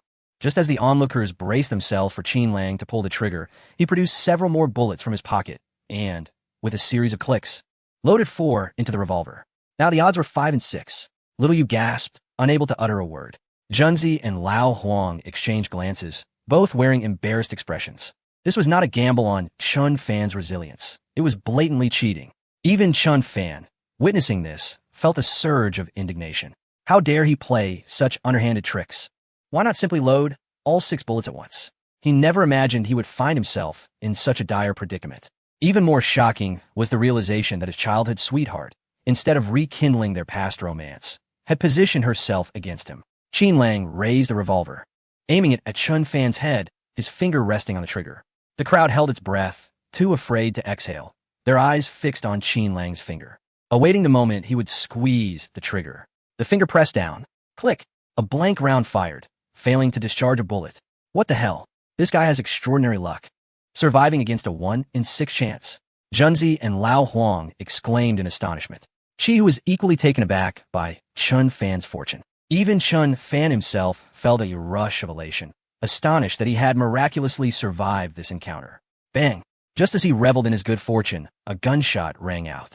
The bullet struck his left shoulder, leaving a gruesome wound. You! How could you be so untrustworthy? Chun Fan shouted at Qin Lang, his fury palpable. Qin Lang, reclining with a casual demeanor, shrugged nonchalantly, digging at his ear, and replied, I did say that if you survive, I wouldn't kill you. But I never promised that after crippling your legs, I wouldn't also incapacitate one of your arms. Chapter 227, Short-sightedness and Ambition. Moreover, he was the quintessential villain. Why would he concern himself with the notions of trust and betrayal when dealing with the child of fortune? The so-called gamble of life was merely a test of Chun Fan's luck value. Now that he had confirmed its robustness, allowing him to continue reaping benefits, he would sustain him for the time being. At that moment, a swift sound sliced through the air. A shadowy figure abruptly darted past Chi Hu, seizing Chun Fan and swiftly making its escape through the door. The humiliation of today shall be repaid 100-fold in the future. Chun Fan's fierce voice echoed from afar. Junzi felt a chill run down his spine and cautiously murmured, "Young master, that fellow has escaped. He will undoubtedly become a significant nuisance in the future. Should we not take this opportunity to eliminate him?" Qin Lang waved his hand dismissively, asserting that there was no need to concern themselves with that matter for the time being. Having incapacitated 2 legs and an arm, no amount of miraculous elixirs could restore him in a short span. Until he recovers, he would have to lie low, much like a hound, and would not seek trouble again. Xiao Yu leaned against Qin Lang, her brow furrowed in confusion. Just now, the one who took Chun Fan away moved with such incredible speed. Who could it be? Could there be a traitor among us? Qin Lang shook his head, playfully pinching her chin as he replied with a glint of mischief. Who else could it be but Chun Fan's so-called 4th senior sister? He has long been aware of the appearance of the reincarnation, disguised as a member of the Chi Hu Hall. In such a chaotic situation, even if the disguise is not perfect, he would not be easily recognized amidst the crowd. Of course, there was one exception, Qin Lang himself. From the very beginning, he had known that the reincarnation was close to Chi Hu and had prepared himself for a sudden strike. After all, this female assassin, ranked first on the killer's list, exuded an aura of deadly intent. If he could not sense that, then his advanced crisis alert skill would be rendered useless. How terrifying. Thankfully, I do not know Chun Fan's 4th senior sister and have no intention of developing any further relationship with him. Otherwise, I would surely be bullied in the future. Xiao Yu's indirect praise of her choice in Qin Lang was laced with flattery, yet also revealed her genuine fear. Qin Lang, amused by her words, teased, "One can only say you chose wisely. Had it been another rich heir in this place today, all your current sentiments of relief and gratitude would soon transform into endless regret." When Chun Fan found himself in peril, Xiao Yu not only failed to assist him, but also appeared to revel in his misfortune. Had she erred in her judgment? Absolutely not. She owed him nothing. Rather, it was Chun Fan who owed her family an immense debt of gratitude. Yet this fool, in seeking his own demise, had the audacity to blame Xiao Yu and berate her for being such a person. Frankly, even Qin Lang found it hard to suppress his disgust at Chun Fan's earlier demeanor. How egotistical, in a world where everything revolves around oneself. If others do not align with his desires, then they're the ones who have changed. He even had the gall to deliver a self-righteous lecture. Was he truly so oblivious? Such a fated child, utterly lacking in insight? Let us see how an ordinary rich heir would fare in his place. Before long, the wealthy heir shall find himself crushed and destitute for having offended Chun Fan, while Xiao Yu, consumed by Chun Fan's animosity, will irrevocably lose all glimmers of hope in her life. Why, you ask? Simply because Chun Fan is the chosen one. Do you truly believe that everyone can exploit the chosen one like Qin Lang did? When an ordinary person offends the chosen one, do they expect to reap the rewards? They may not perish, but they shall certainly suffer greatly. Xiao Yu blinked her eyes, nervously tugging at her skirt, and murmured to Qin Lang, "But I have encountered you. Young Master Qin, haven't I? Oh, you still did not take my words seriously." Qin Lang shook his head in lament, sensing that Xiao Yu remained overly idealistic, lacking in discernment. He felt a pang of regret, imagining if Xiao Yu had not encountered his presence. All he could do was embrace her, striving to offer her some semblance of comfort and hope. "I am hungry. Shall we go for a late-night snack? How about barbecue? I would like 2 skewers of kidneys. Let's go together." Military and Old Huang, along with others, linked arms and strolled towards the exit. Chi Hu, too, directed his subordinates to drag out the injured men. In no time, the entire VIP room was completely cleared. More than an hour later, as Qin Lang stepped outside, only then did a technician, arranged by Chi Hu, muster the courage to investigate the room. To his dismay, he found the place in disarray as if it had been ransacked. Most alarming was the absence of Xiao Yu. It wasn't until they heard the sound of water splashing from the bathroom that they hurriedly approached and pulled out Xiao Yu, who was merely wrapped in a towel. "Have you lost your mind? Even if young Master Qin urged you to bathe, couldn't you leave yourself a chance?" At this moment, what was there to worry about? Have you ever seen those wealthy magnates eliminate their mistresses? If a child were to come along, you would possess the leverage to ascend the social ladder. Xiao Yu dried her damp hair with the towel, shaking her head. "It was my own decision to take a shower, not because young Master Qin urged me." The 2 women, who had previously assisted Qin Lang, exchanged glances, their lips twitching in disbelief. They, like Xiao Yu, remained innocent and had long been prepared. Who could have guessed that young Master Qin would focus solely on Xiao Yu? Witnessing Xiao Yu squander such an opportunity filled them with frustration. It was evident she had no sense. With such a splendid chance before her, she failed to seize it, perhaps in the next life. Whether she would even encounter young Master Qin again in this lifetime was another question altogether. With a disdainful huff, the two women turned away in irritation, filled with a mix of disappointment and jealousy. Yet Xiao Yu remained unfazed, seated on the edge of the bed, clutching a gilded business card, her gaze unwavering and resolute. Young Master Qin had bestowed upon her two choices, awaiting her decision. One was a check for 10 million, and the other was the business card she now held in her hand. Ultimately, she chose the card. Although Qin Xiao did not elaborate, Xiao Yu understood that this was an opportunity. It was also a test. Only by demonstrating sufficient value could she hope to stand not too far from Qin Xiao. Xiao Yu was ambitious and knew how to harness this ambition to please others. This was a high-stakes gamble. Xiao Yu wagered her entire future on it. Chapter 228. The trouble of unconsoled distress in the pitch-black night. The dim streetlights receded in the distance as Luan Hui hurriedly carried Chun Fan along a frenzied path. Fourth senior sister, that's enough. No one is pursuing us. Chun Fan grimaced in agony, uttering his pain. Luan Hui glanced back and, seeing that they had left the clamor of the metropolis behind, slowed her pace and set Chun Fan down. I will remember this grudge. One day, I shall make that scoundrel pay back tenfold. Chun Fan gritted his teeth. After taking a healing pill, the blood from his wound had ceased to flow, but the bullet remained lodged in the flesh, and if not extracted, it would lead to hidden ailments. Let's go to the hospital and have the bullet removed, then find a place to recuperate properly. Chun Fan sighed, his voice heavy with indignation. Tonight was supposed to be the night he avenged his parents, yet he only managed to deal with a minor thug and ended up in a dire predicament himself. It was all due to that wretched individual meddling. Even thinking back on it now ignited a blaze of fury within him. All he wanted was to recover swiftly from his wounds and cleanse himself of this humiliation with his own blood. With a plop, Luan Hui gathered a bundle of dry grass and firewood, igniting it before placing a sharp dagger over the flames to sterilize it. Seeing this, Chun Fan asked with suspicion, "Fourth senior sister, what are you doing?" "I'm going to remove the bullet for you," Luan Hui replied without turning, rotating the dagger's handle to ensure even heating. She then crouched beside Chun Fan, aiming the glowing dagger at one of his calves, preparing to thrust it down. Chun Fan gulped nervously. "How about we just go to the hospital instead? I'm not far from there.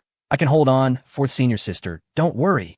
"We cannot go," Luan Hui said, her lovely eyes filled with caution. "That person is far too enigmatic. I warned you not to seek revenge against him. Everything is part of his deliberate trap. We cannot guarantee he has no further schemes in place. If the leader of the Chi Hu Tang is so obedient to him, who knows if he has already arranged for personnel at the city hospital?" It was not that Luan Hui was timid. As an assassin, she was always decisive and ruthless. Yet, when faced with Qin Lang, she always felt an unsettling sensation, as if all her secrets were laid bare before him. This feeling was bizarre, causing even the top assassin, who had long dominated the rankings, to harbor some trepidation. "I have already indulged your recklessness once. This time, you absolutely cannot continue to act so recklessly." Rui Hui fixed her gaze upon Chun Fan, her voice growing cold. "I shall inform others of your injury shortly. When that time comes, a few of our senior sisters will unite, and even that person may not stand a chance.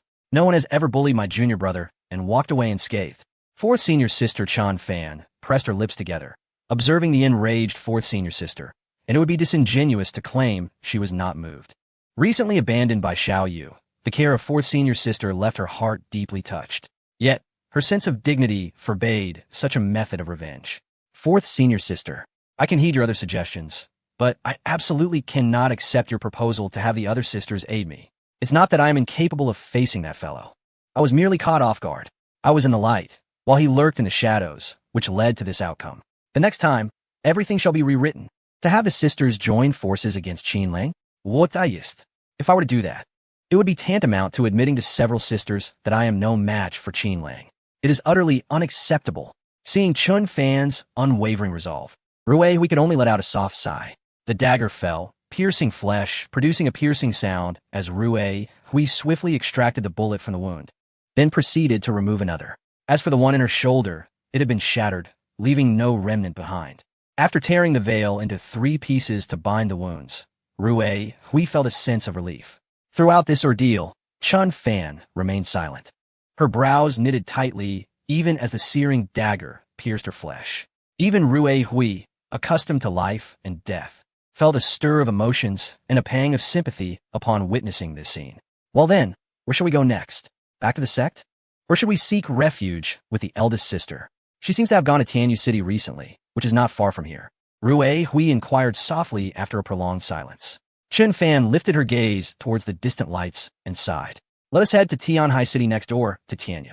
In my current state, if the eldest sister were to see me, wouldn't she worry excessively? I cannot allow you to bear such a burden on my account. Furthermore, it has been far too long since I returned to Tianhai City. On the expressway back to Tianhai, a Maybach glided smoothly. Qin Lang reclined in the back seat, occasionally sighing, his gaze distant and forlorn. Do not be disheartened.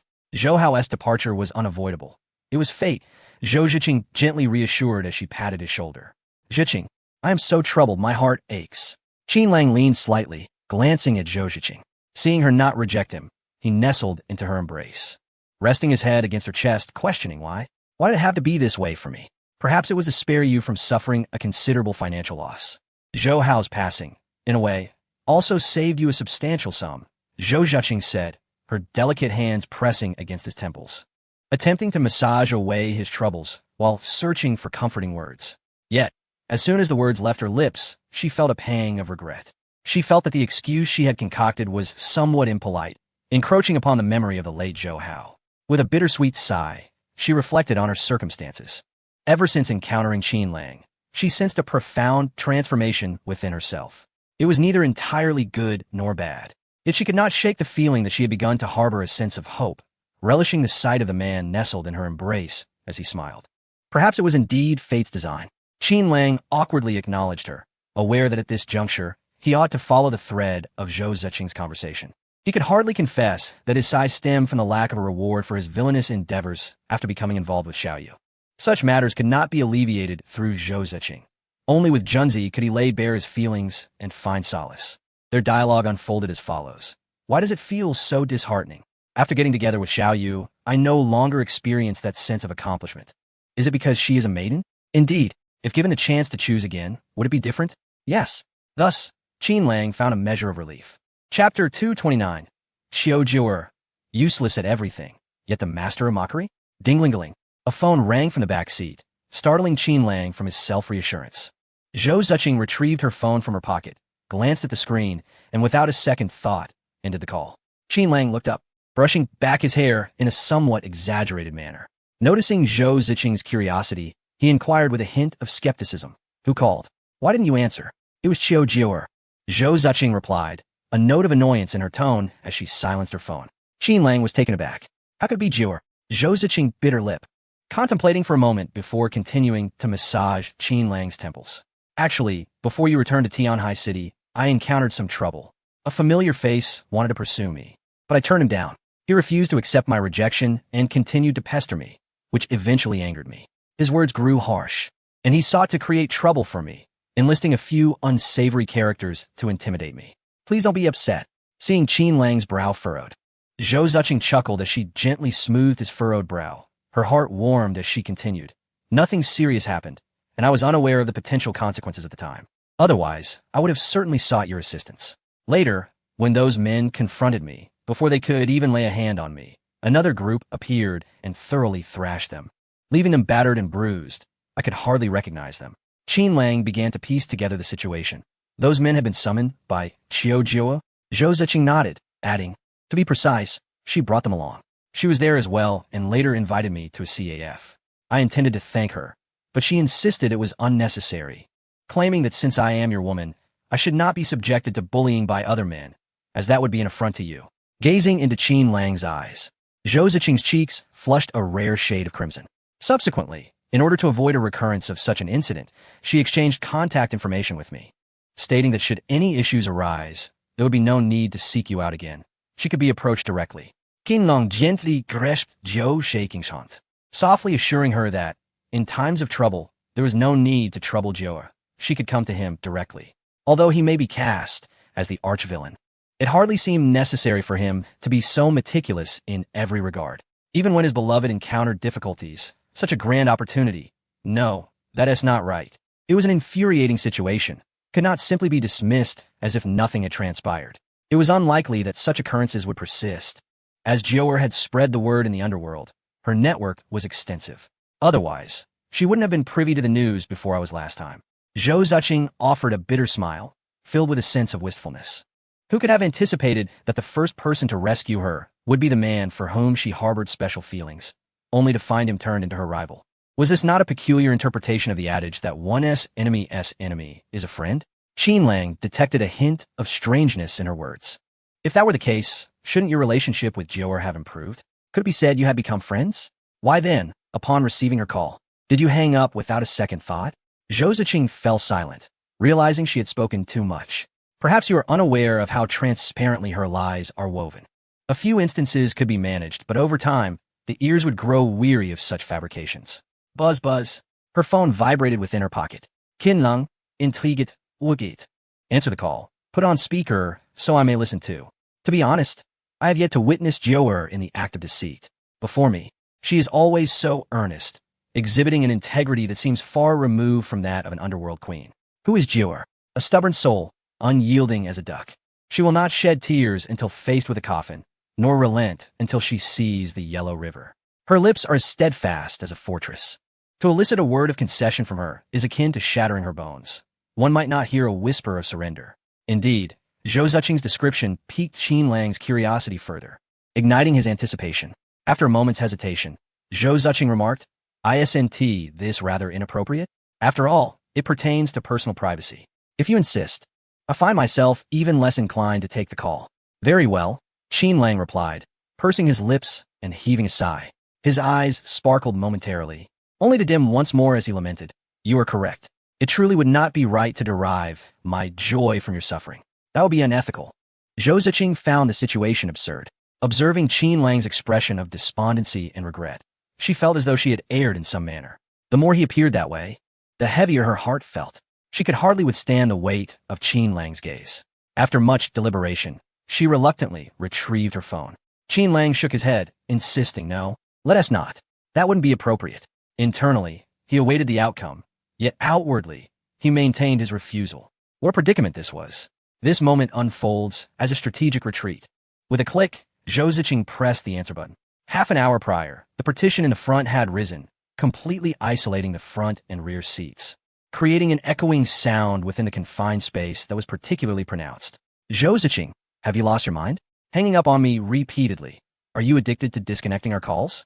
Do you dare me to have someone abduct you to the Queen's Bar, get you intoxicated beyond reason, and then send that video of your drunken antics to Qin Lang?" On the other end of the line, Jiao'er scolded him imperiously, embodying the essence of a queen, looking down on Zhou Ziqing as if you're merely a prey to be toyed with.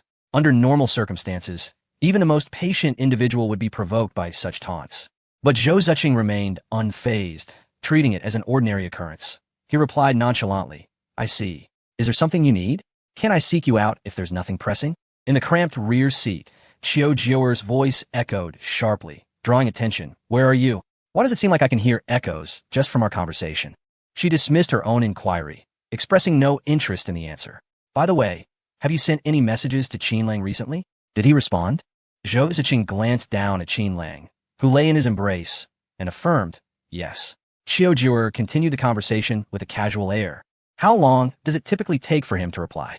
"Sometimes a few minutes, other times a few hours." Zhou Ziqing, always transparent in this matter, gazed at Qin Lang with a hint of melancholy in his beautiful eyes. "Ha ha ha." Laughter erupted from Jiao'er on the other end. "Zhou Ziqing, how unfortunate you are.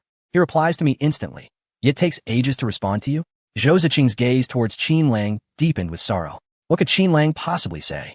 He could only purse his lips and hastily wave his hands, eager to clarify his innocence. When it came to responding, he was always equitable, treating everyone the same. It wasn't that he preferred delay. He was genuinely overwhelmed. "By the way, has Qin Lang visited you recently?" Jiao'er seemed to take delight in the topic, her tone turning prideful. Zhou Ziqing hesitated, stammering slightly. "Ha ha ha." Jiao'er laughed again, reveling in her triumph. "Don't even think about lying. How could he possibly come to see you? He is currently in my bathroom taking a shower. I even asked him, seizing the opportunity while he was occupied, to chat with you. Oomph. Zhou Ziqing, dare to compete with me? You still have much to learn. Chapter 230, Woohoo, Zhou Ziqing's visit. Xiao Jiu'er faces a great crisis. Zhou Ziqing halted his hand that was massaging Qin Lang, an inexplicable surge of tender affection washing over him. Xiao Jiu'er, the leader of the Rose Hall within the Black Dragon Society, commands an unknown number of followers, wielding immense power in the underworld of Tianhai City. She is a figure whose authority can easily overshadow individuals like herself. Yet, this formidable underground queen finds herself in a rather absurd and pitiable role when it comes to the game of love. In an effort to compel her to withdraw from the competition, they have resorted to fabricating lies to provoke and ridicule her time and time again. Indeed, Zhou Ziqing has long seen through Xiao Jiu'er's shallow deceptions. However, when Qin Lang lies in her embrace and she utters such words, a sense of pity inevitably arises within her. With a soft sigh, Xiao Jiu'er on the other end of the line remains blissfully unaware of the grave mistake she has made, maintaining her lofty demeanor. I may be quite busy at the moment, but I can reluctantly spare a few words with you. If you're willing to bow to me, I could even teach you how to win Qin Lang's heart. Follow my instructions, and in due time, you shall attain what you desire. Teaching? Even Xiao Jiu'er herself lacks the confidence to secure Qin Lang's affections. How then could she instruct another? Zhou Ziqing understands that despite Xiao Jiu'er's apparent superiority, she is, at her core, a lonely individual devoid of friends and confidants. Within the Rose Hall, and indeed throughout the Black Dragon Society, her commands are met with unwavering obedience. Yet, when it comes to revealing her innermost thoughts, would anyone dare to listen? Is the authority of the true overlord of the Black Dragon Society, Xiao Long, truly so malleable? The deeper one is entrenched in the mire of the Black Dragon Society, the more acutely one senses its terrors. Before she has savored the taste of love, Xiao Jiu'er may not have cared much about these matters, or perhaps she simply did not comprehend them. However, once she has experienced it, she will find herself entranced. Unable to extricate herself, unable to confide in Qin Lang, she redirects her focus toward Zhou Ziqing, her romantic rival. In essence, Xiao Jiu'er has already acknowledged Zhou Ziqing's existence in her heart. May I hear Qin Lang's voice? Zhou Ziqing suddenly inquired. Please hold on, let me call him. Qui lui replied, momentarily taken aback. She then rose, distancing herself from the phone, and after a prolonged interval marked by the sound of footsteps, she returned. The water in the bathroom is rather loud. He didn't hear me. As for myself, I cannot go in to call him, lest I lose the chance to converse with you, and you might even hear some unpleasant sounds. Zhou Ziqing exhaled a deep breath, feeling increasingly heartbroken. In the past, she had harbored some reservations, having gleaned hints from Xiao Jiu'er's fragmented words. It is highly likely that Qin Lang and Xiao Jiu'er have already grown close, establishing a relationship.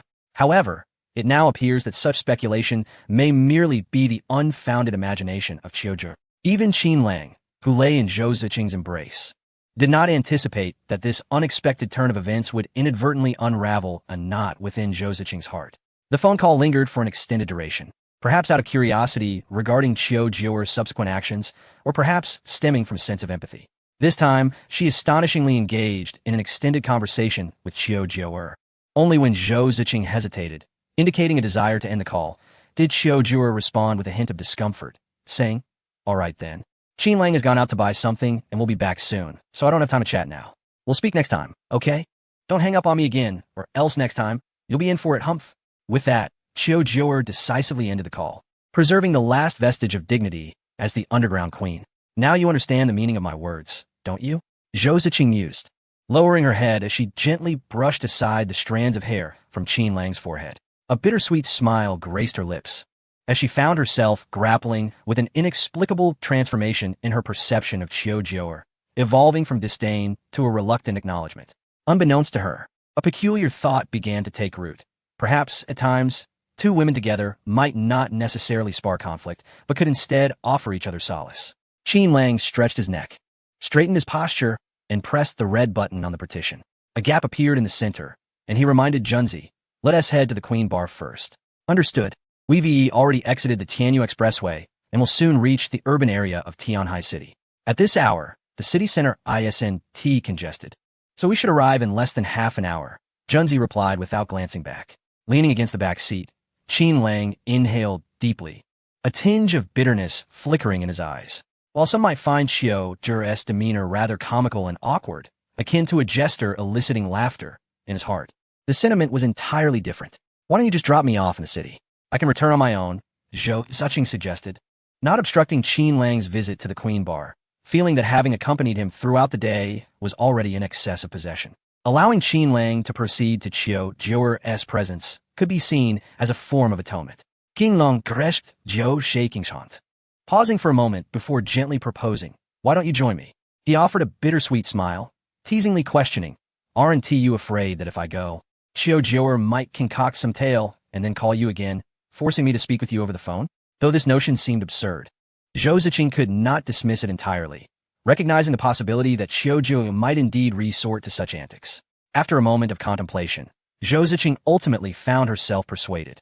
Half an hour later, the Maybach came to a halt in the parking lot outside the Queen Bar.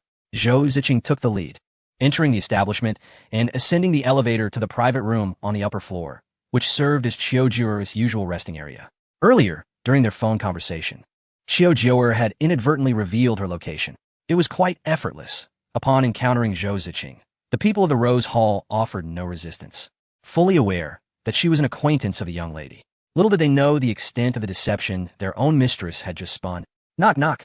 Zhou Ziqing rapped on the door, and from within, Xiao Zhi responded with a hint of displeasure. "Who is it? Did I not mention that I require rest? Is there not a better time to discuss matters?"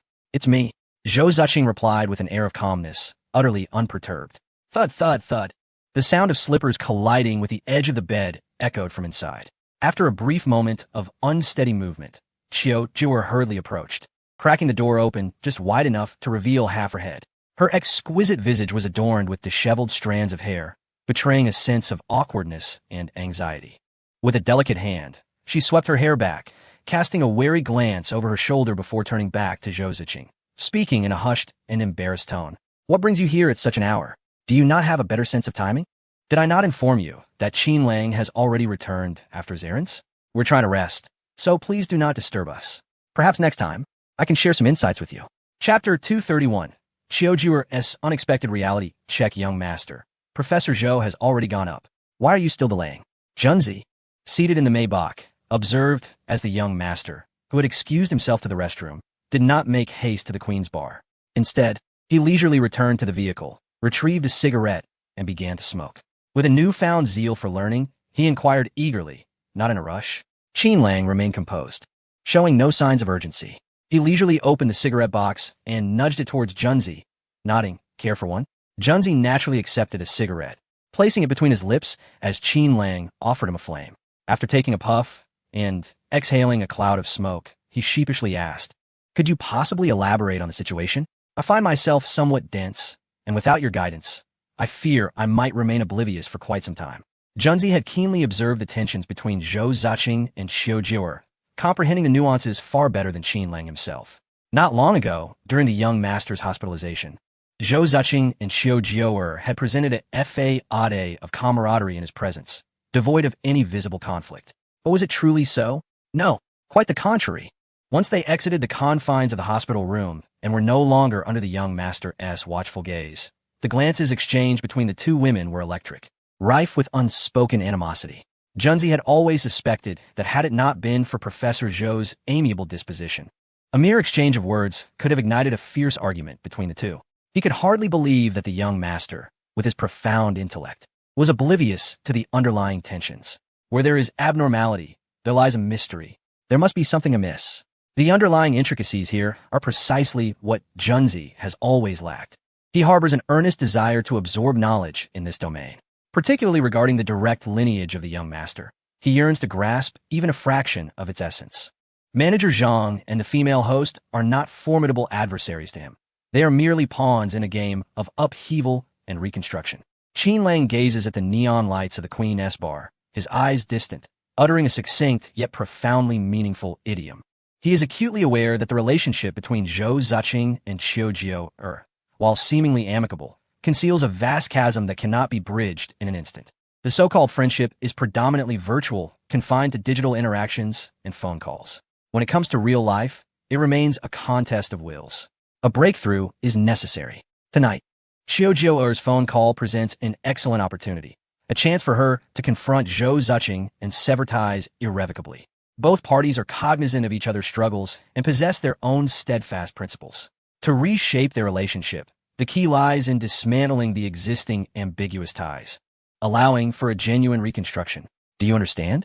Qin Lang extinguished the cigarette but in the gravel of the nearby trash bin and glanced at Junzi, who was lost in contemplation as if struck by a revelation. His mind raced, akin to an overloaded mechanical hard drive, nearly reaching a state of collapse. When Qin Lang inquired, he suddenly realized, his eyes widening in enlightenment, giving a thumbs up. I understand. To break and then establish anew. There is profound truth in this. Young master, your maneuver is truly magnificent. With a swift motion, Qin Lang slapped Junzi on the back of the head, his expression one of disdain. Have you only read the Little Cow Bible? Choose another. Junzi pondered for a moment. Then his face lit up again, raising his thumb.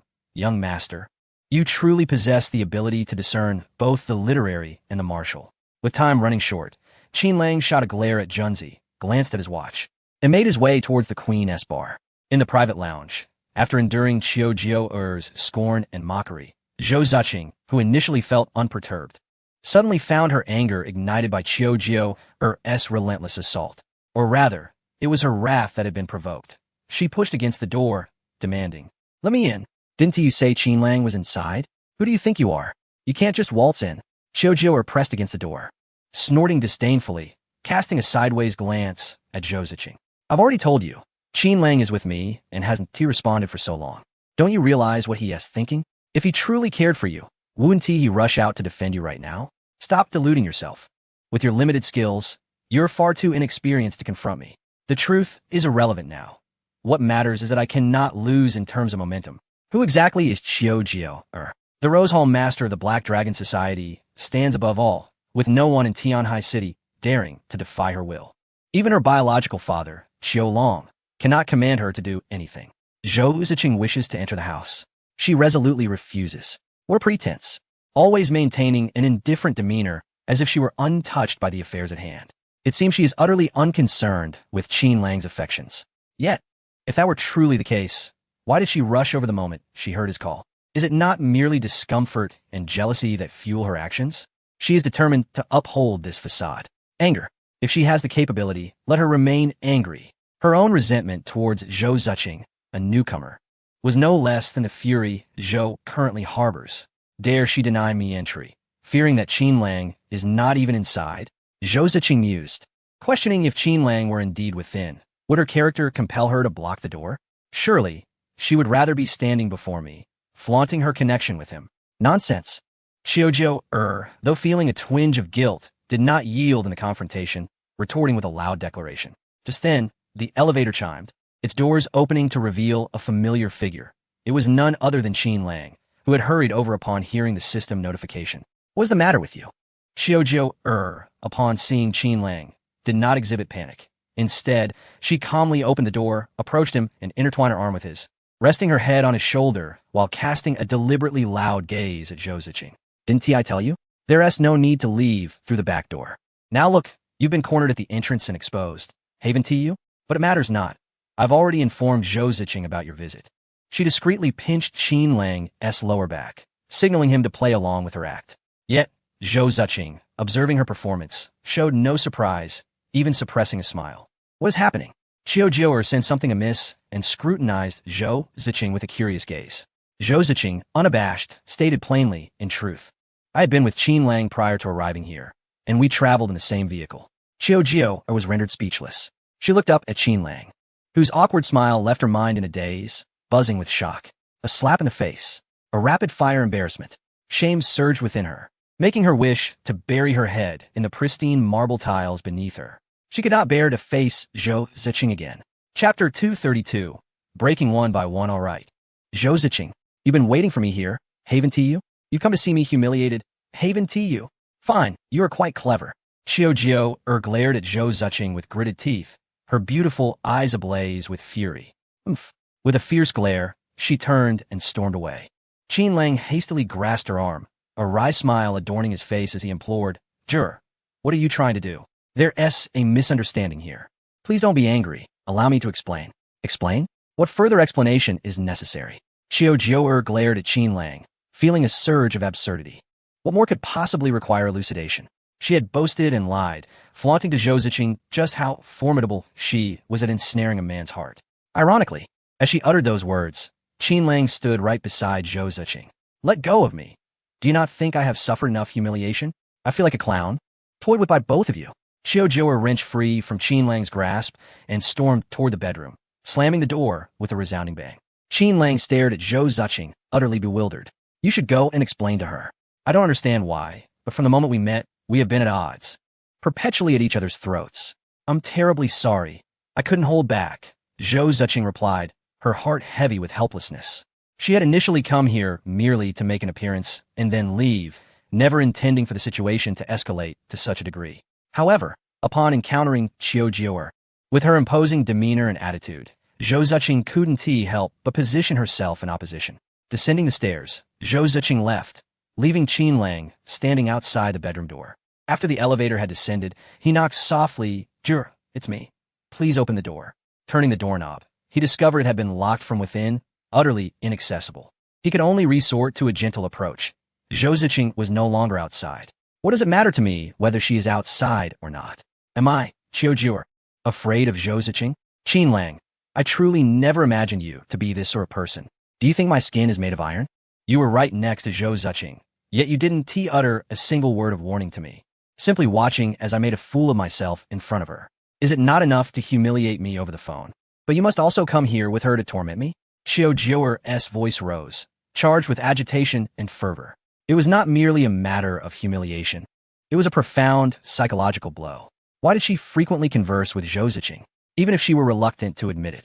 Her estrangement from Qin Lang was inextricably linked to Zhou Ziqing.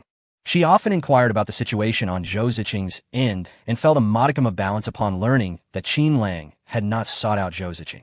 Yet now, that equilibrium had been shattered, and in such an excruciatingly awkward manner. Xiao Jiu'er felt as if her face were being ground into the floor by Zhou Ziqing. Burning with humiliation. It's not as you imagine. This time I am with Ziqing to attend to business. Had I not previously informed you? Have you forgotten? As soon as the matter was concluded, I rushed over to find you. Who stays awake at this hour? Had I not overheard your comments on the phone, would I have come to disturb your peace? With a resigned sigh, Qin Lang earnestly explained, his tone devoid of any hint of irritation. This is an essential process. It is what has led to the irrevocable confrontation between Zhou Ziqing and Xiao Jiu'er, a relationship that requires careful dissection, one piece at a time.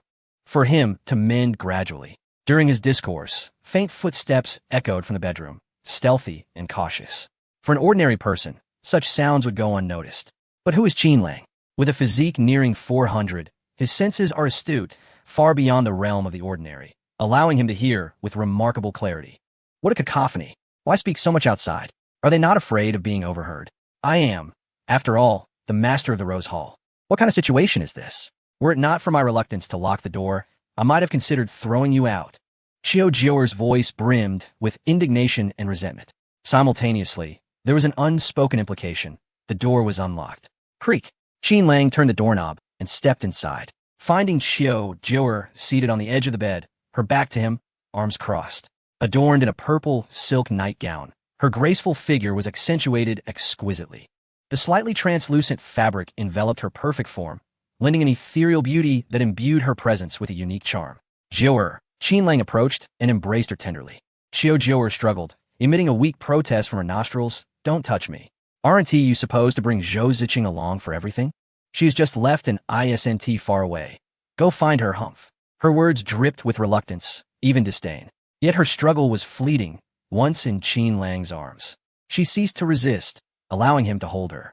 The master of the Rose Hall? The queen of the underground world with countless subordinates? No, no, no.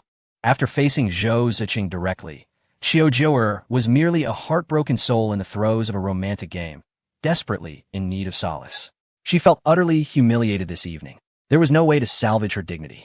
If Qin Lang were to leave and seek out Zhou Ziqing, it would pierce her heart like a sharp thorn, an ache that would never fade. How could Qin Lang be unaware of this? He rested his chin on Xiao Jiu'er's fragrant shoulder, exhaling softly with a warm smile. Jiu'er, I truly did not anticipate that you would speak such words to Ziqing.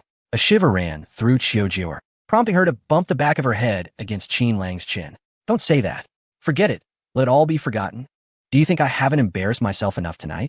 Must you torment me by bringing it up again? Jior, what nonsense are you uttering? How could this possibly be an embarrassing matter?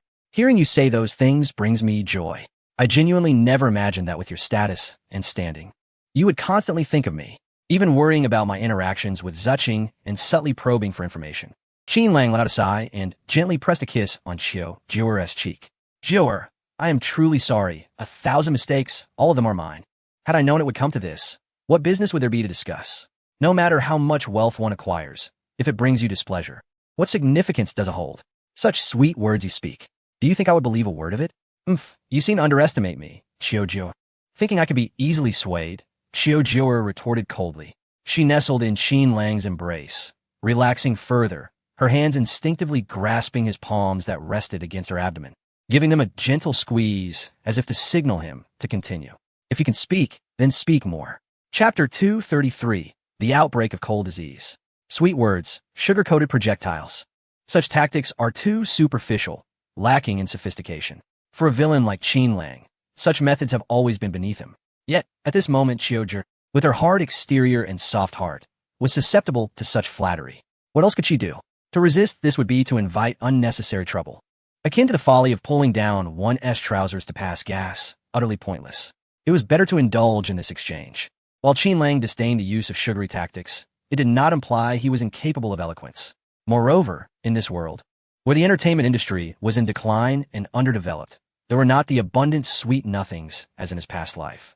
From strangers to acquaintances, from acquaintances to confidants, light creates sincerity, drawing our hearts closer. In your life, perhaps I am not the most remarkable, yet I am undoubtedly the most unforgettable presence in your existence. Qin Lang placed his hand over Jior's heart, as if wishing to convey his feelings through his palm into her very soul. Listening to these words, Jior felt goosebumps rise on her skin. Instinctively, she thought, how could Qin Lang be so insipid? How could he even articulate such thoughts without a hint of embarrassment? And what else? She murmured, leaning into him, her lovely eyes narrowing as her forehead brushed against his chin, asking in a tone that belied her indifference. It was not that she relished such words. It was painfully awkward, discomforting to her ears. She simply wanted to hear more, curious about how far Qin Lang could go in his shamelessness. If circumstances permitted, she would have loved to record his sentiments, replaying them in his absence. All to revel in her disdain for him. Why, you ask? Certainly not from longing, seeking comfort in solitude with his sweet nothings. What a jest. She, Xiaojior, was the head of the Rose Hall, the future leader of the Black Dragon Society, the underground queen of Tianhai City, an unyielding force. How could she entertain such thoughts? As the sunlight poured in warmly, blossoms unfurling upon branches, spring's charm enveloping the air, she mused about planting herself within his heart, seeking refuge in the folds of time together. Yet, as she listened, Xiaojior couldn't shake the feeling that something was amiss, especially with Qin Lang, whose clumsiness leaves one bewildered. One cannot discern whether he is uttering sweet nothings or merely taking advantage. Enough. I shall not bicker with you any longer. Xiaojior raised her hand and swatted away the palm Qin Lang had placed over her heart. Undoubtedly, this was the work of Zhou Ziqing, that woman, who often appears frigid, is more cunning than anyone else. No, I cannot simply accept this humiliation. Throughout my life, I have never suffered such a great loss at the hands of another woman. Sooner or later, I shall exact my revenge and teach Zhou Ziqing a lesson, making her aware of who truly holds power in Tianhai City. Qin Lang found amusement in the situation, stifling his laughter. Jior, you are entirely mistaken. In fact, before you even called, Ziqing had already informed me to come find you, claiming that you have been incessantly mentioning me in her ear, likely because you miss me. A benevolent falsehood, perfectly legal. Above all, Qin Lang was confident that Zhou Ziqing and Xiaojior would never discuss such matters. There was no fear involved. Xiaojior furrowed her brow. Nonsense. Who said I missed you? Utterly ridiculous. Are you trying to slander me before him? That woman is certainly not a good person. Preposterous. Did she truly say that? Despite their verbal sparring, it is essential to recognize that adversaries often understand each other better. Xiaojior believed that Zhou Ziqing was not the type to humiliate her in such a manner. Perhaps there had indeed been a misunderstanding? Was she allowing her anger to cloud her judgment? Never mind. Xiaojior shook her head in Qin Lang's embrace, casting aside these trivial thoughts. Why dwell on such matters? At that moment, Qin Lang's phone rang. It was Junzi calling. The moment he answered, Junzi's panicked voice came through. Young master, something is amiss. Professor Zhou seems to be ill, continuously complaining of the cold in the car and trembling all over. In an instant, Qin Lang sprang from the bed. Xiao Jiuer offered no objections. Instead, she donned a coat and followed him downstairs. The two arrived at the parking lot. In the back seat of the Maybach, Zhou Ziqing lay against the seat, covered with a suit, her body shaking uncontrollably. The suit had been placed over her by Junzi. Although he is indeed the young master's driver, encountering such a situation, he dared not touch Zhou Ziqing's person out of caution. Even with good intentions, he lacked the courage, fearing he might overstep boundaries. Thus, he could only drape a suit over her before immediately calling the young master. What has happened? Is it a recurrence of her cold? Xiao Jiuer observed Zhou Ziqing's trembling form and the bluish tint of her lips, and her earlier animosity dissipated, replaced by concern. Upstairs, Qin Lang swiftly lifted Zhou Ziqing into his arms and made his way toward the Queen's bar.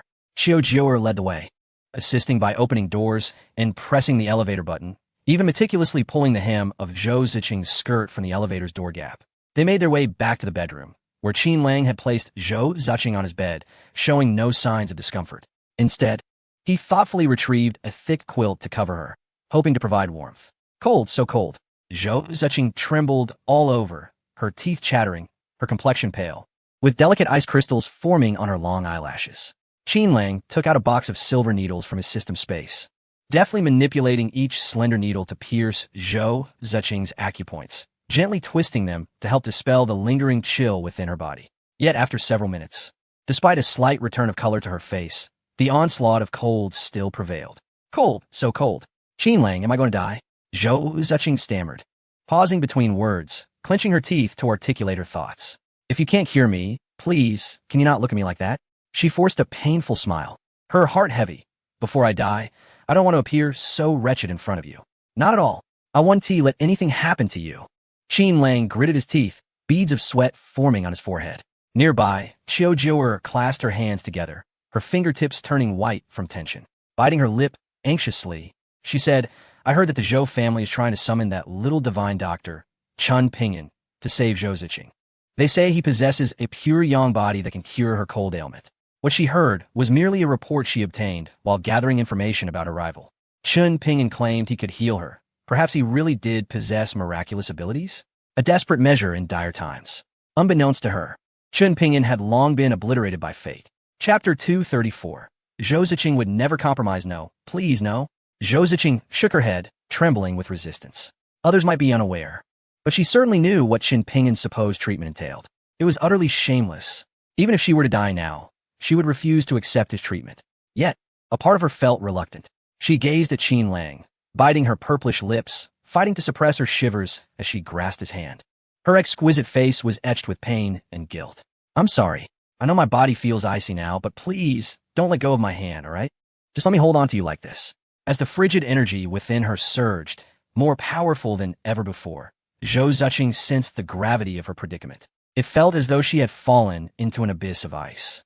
I'm going to die. This time, perhaps it is truly the end.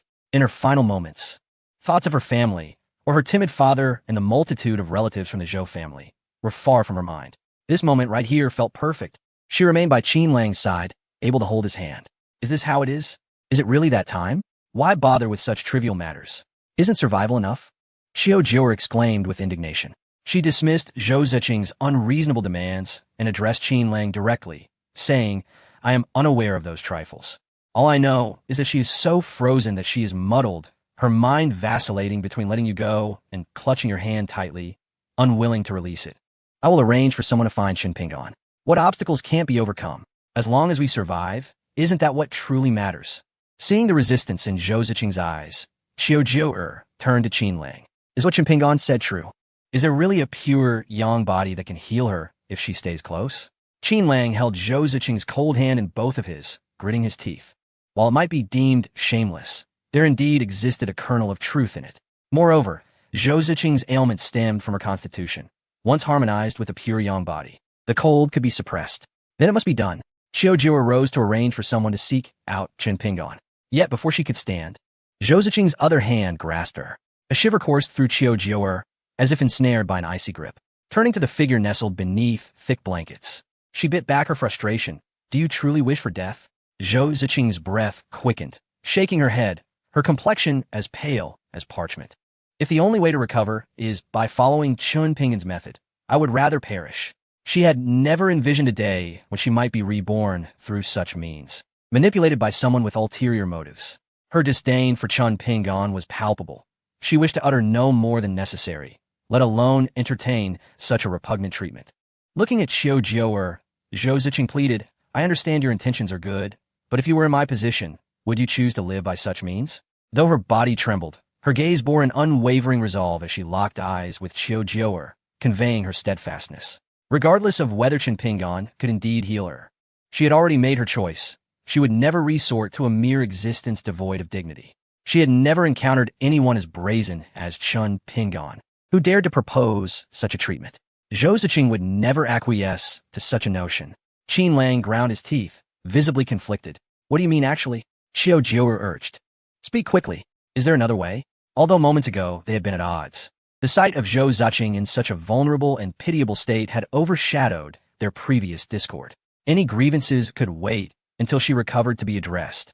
After a period of inner turmoil, Qin Lang finally admitted, what Chun Pingan suggested is not entirely unfounded. There's indeed a method. Moreover, the so-called pure yang body he referred to is not solely a unique physical constitution of his own. At this juncture, the conversation abruptly halted. Xiao Jiu'er widened her beautiful eyes, fixating on Qin Lang, as if she had grasped an understanding. With astonishment, she exclaimed, are you implying that not only Chun Pingan possesses the pure yang body, but you do as well? One could say so. Qin Lang nodded in affirmation. The pure yang body, you say? No. The reward he received from the system is an upgraded version of the pure yang body, known as the pure yang tyrant physique. Yet, in such moments, he would not go to great lengths to elucidate matters. He merely needed to convey to Zhou Ziqing and Xiao Jiu'er that his body also possesses the ability to heal. Initially, he believed that his medical skills would suffice to bring Ziqing back from the brink of death, but inexplicably, this evening, the chill within Ziqing's body erupted with the force of a volcanic eruption, reaching an unbearable climax. The sheer magnitude of this impact left him utterly helpless, even now. Are there no other methods?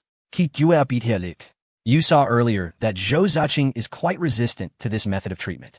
In truth, she felt she had been overly hasty. How could she disregard a woman's purity so casually? If she were in such a situation, she certainly would not compromise her integrity in such a manner. Xiao Jiu'er realized she had underestimated Zhou Ziqing's resolve. Some things must be defended at the cost of one's life. One cannot blindly trample on oneself merely for the sake of survival. However, before she could finish her thought, Zhou Ziqing, enveloped in a thick quilt, began to exhibit signs of distress, seemingly besieged by the encroaching chill, growing ever more intense. No longer satisfied with merely holding one hand, she grasped Qin Lang's palm and pulled it close, embracing him tightly, resting her head against his chest. Cold, so cold. I feel as though I'm turning into an ice block. She desperately sought warmth from Qin Lang, casting aside all other reservations. It was as if, in that moment, she was willing to forsake everything to cling to life. Instinctive reaction? Xiao Jiu'er observed the entwined figures before her, her lips twitching.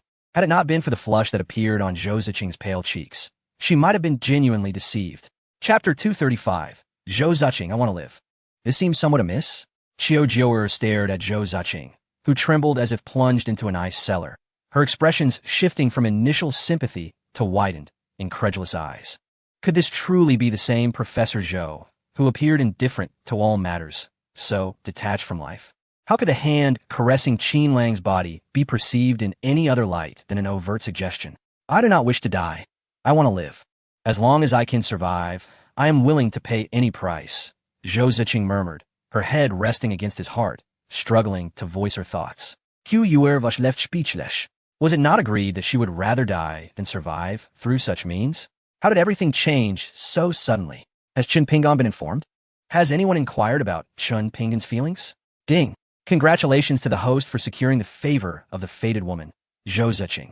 Congratulations to the host for acquiring 50,000 points in the Destiny Villain value. Ding.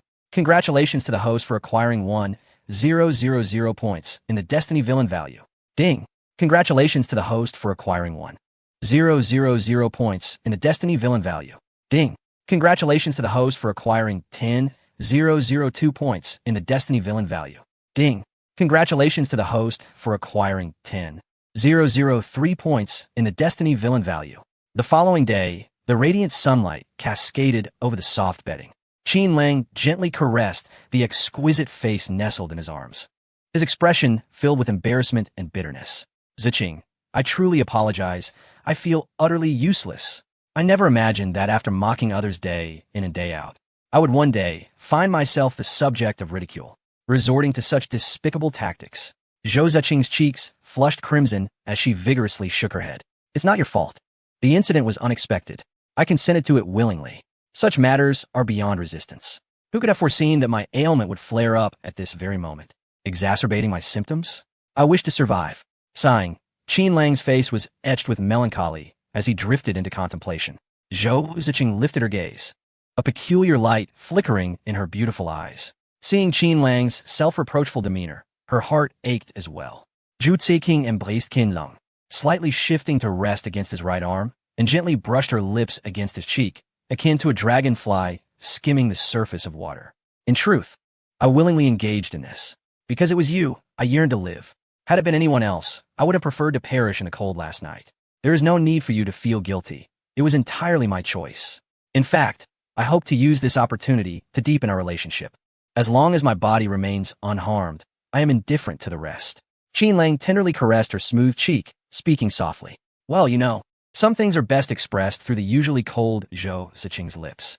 Listening to her, the satisfaction within is beyond words. A sense of grandeur spontaneously arose. Hearing such words from someone of Zhou Ziqing's character, especially given her status as an exceptional professor, is indescribably fulfilling. Did he truly believe an accident had transpired? Nonsense. He had anticipated this all along. Otherwise, why would he have chosen to bring Zhou Ziqing along when negotiating with Zhou Hao, without anyone else? Was it not because it happened to be a night of the full moon? The moment when the coldness erupted? The hesitant yet enticing strategy had thoroughly enveloped Zhou Ziqing's heart, successfully capturing it. Yet, should their relationship progress further under normal circumstances, relying on natural development would consume an inordinate amount of time. Thus, he could only leave it to chance. The occurrence of this unexpected event created a force majeure, much like the present situation. Although he verbally expressed his apologies and admitted his faults, did Zhou Ziqing truly believe he had erred in her heart? During the course of events, despite the occurrence of unforeseen circumstances, Qin Lang's adept maneuvers successfully resolved the situation, leading to a gratifying conclusion. This remarkable feat prompted Qin Lang himself to silently commend his own prowess. How do you feel now? He inquired with genuine concern, gently stroking her silky, ebony tresses. Zhou Ziqing, biting her lip and leaning against him, hesitated, still feeling somewhat unwell. After all, I have never experienced this before. Perhaps I will feel better in a while. Ah, I meant, how is your internal cold ailment? Do you still feel cold? Ouch. Ziqing, have you also learned to pinch? Qin Lang winced as he clutched his waist, which had turned red from her playful grasp, lamenting with a hint of bitterness. It's nothing now, Zhou Ziqing replied. Her cheeks flushed with embarrassment as she mischievously pinched him again several times. This morning, Zhou Ziqing seemed transformed, shedding her previous aloofness and intellect for a youthful exuberance and playfulness, akin to a spirited girl. Their playful banter resembled that of a young couple in the throes of romance, entirely oblivious to the presence of another individual nearby. Truly, Qiu Jiu'er had initially believed that by hiding beneath her thick blankets and remaining silent, she could escape this awkward scene. However, upon waking, she found not only Qin Lang refusing to leave, but also Zhou Ziqing clinging to him, playfully exchanging flirtatious remarks right under her nose. Was this tolerable? Had they truly rendered her invisible? Infuriated, Qiu Jiu'er angrily flung her covers aside, standing on the other side of the bed, pointing at the two entwined figures. Her face flushed with indignation. You two are going too far. Do you think I don't exist? A few whispered words were manageable, but your incessant flirtation shows a complete disregard for others' feelings. Zhou Ziqing, momentarily dazed by the scene, felt her cheeks grow even warmer. Hesitantly, she pointed at Qiu Jiu'er and stammered, "Clothes?" Qiu Jiu'er glanced at her own exquisite figure without a hint of modesty, then defiantly raised her head, continuing to point at Zhou Ziqing with sarcasm. "Clothes? What clothes? Are you now critiquing me here? If it weren't for your cries for help last night, pleading for mercy, Would I be in this predicament? Huh. Truly worthy of being a professor. The ability to dismantle the bridge after crossing it is something even I, with my experience in the underworld, find astonishing. Chapter 236. Chun Fan's astonishment. Xiao Jiu'er remained unfazed. Unlike Zhou Ziqing, she had seen the world. With everyone being candid, what was there to hide? She was seething with anger, her heart ablaze with indignation, feeling that Zhou Ziqing was being dishonorable. How could she resort to such underhanded tactics to meddle in her relationship with Qin Lang? It was utterly despicable. The pent-up rage within her demanded an outlet, and she felt compelled to unleash a fierce tirade. What are you looking at? Did you not see clearly last night? Xiao Jiu'er held her head high, brazenly confronting Zhou Ziqing. Zhou Ziqing pursed her lips, contemplating for a long moment before finally uttering, "I am sorry." What was happening? Xiao Jiu'er was taken aback. She had braced herself for a protracted battle, having already unleashed her fury, awaiting Zhou Ziqing's retort to engage in further conflict. Why was she suddenly apologizing? It left her at a loss, her prepared rebuttals lodged in her throat, rendering her quite uncomfortable. Thank you for not stopping Qin Lang. Otherwise, I fear I would not have survived last night. And thank you for joining in midway. Otherwise, I would have likely perished. Zhou Ziqing explained earnestly. She genuinely felt gratitude towards Xiao Jiu'er, enough to suppress the usual irritation that arose upon their encounters with a sense of guilt and appreciation. Xiao Jiu'er cast a sidelong glance at Qin Lang, amused by Zhou Ziqing's words. Stop you? How could I? Do you think I wanted to save you last night? Even if I had wished to intervene, do you think you would have let such an opportunity slip away? Only you would be so easily duped by him, apologizing and providing him a way out. Foolish woman. When that man said he was sorry, he was likely reveling in secret amusement. Zhou Ziqing raised her head, scrutinizing Qin Lang with a slight tilt, her gaze filled with suspicion. Was she being sincere? How foolish. Xiao Jiu'er could hardly bear to watch. Was it truly necessary to voice such obvious truths? Normally, Zhou Ziqing exuded grace and seemed to grasp everything. Yet in this matter, she appeared utterly naive. At this rate, I suspect that with such behavior, she would soon be sold out by him and end up counting his money. Zhou Ziqing smiled gently, refraining from rebuttal, and humbly remarked, "Then I shall rely on you to impart your wisdom in the future." Oh my! Even Qin Lang felt a chill run down his spine upon hearing those words. Witnessing the two women transition from open hostility to a gradual thawing of relations was a result of his diligent efforts, a bountiful harvest. Yet now, how had the tide turned? Seemingly aligning them on the same front? Especially when their gazes met, instead of igniting sparks, there was a glimmer of understanding, as if they were reaching a consensus. No, this absolutely cannot happen. While a detente was one thing, if Zhou Ziqing were to be led astray by Xiao Jiu'er, what would become of the future? He could handle Xiao Jiu'er with ease, but if Zhou Ziqing joined her in scheming, it would surely spell disaster. What are you doing? Suddenly, the atmosphere shifted. Xiao Jiu'er stumbled and exclaimed, beginning to voice her complaints. Qin Lang remained silent, effectively silencing her. Ding! Congratulations, host. You have acquired 1,000 villain points. Ding! Congratulations, host. You have acquired 10,002 villain points. Zhou Ziqing, are you merely standing by and enjoying the spectacle? You owe me a favor from last night. If you do not repay it now, when will you? Xiao Jiu'er shouted at Zhou Ziqing, her beautiful eyes ablaze with anger. This wretched woman, how despicable. At this moment, not only did she show no inclination to assist, but she also seemed to be considering making a hasty retreat. Absolutely shameless. I need to wash my face. Zhou Ziqing felt guilty, knowing her limitations. Not every situation warranted her involvement, especially at such a time. Witnessing Xiao Jiu'er's demeanor sent a chill down her spine. Want to escape? Did I grant you permission to flee?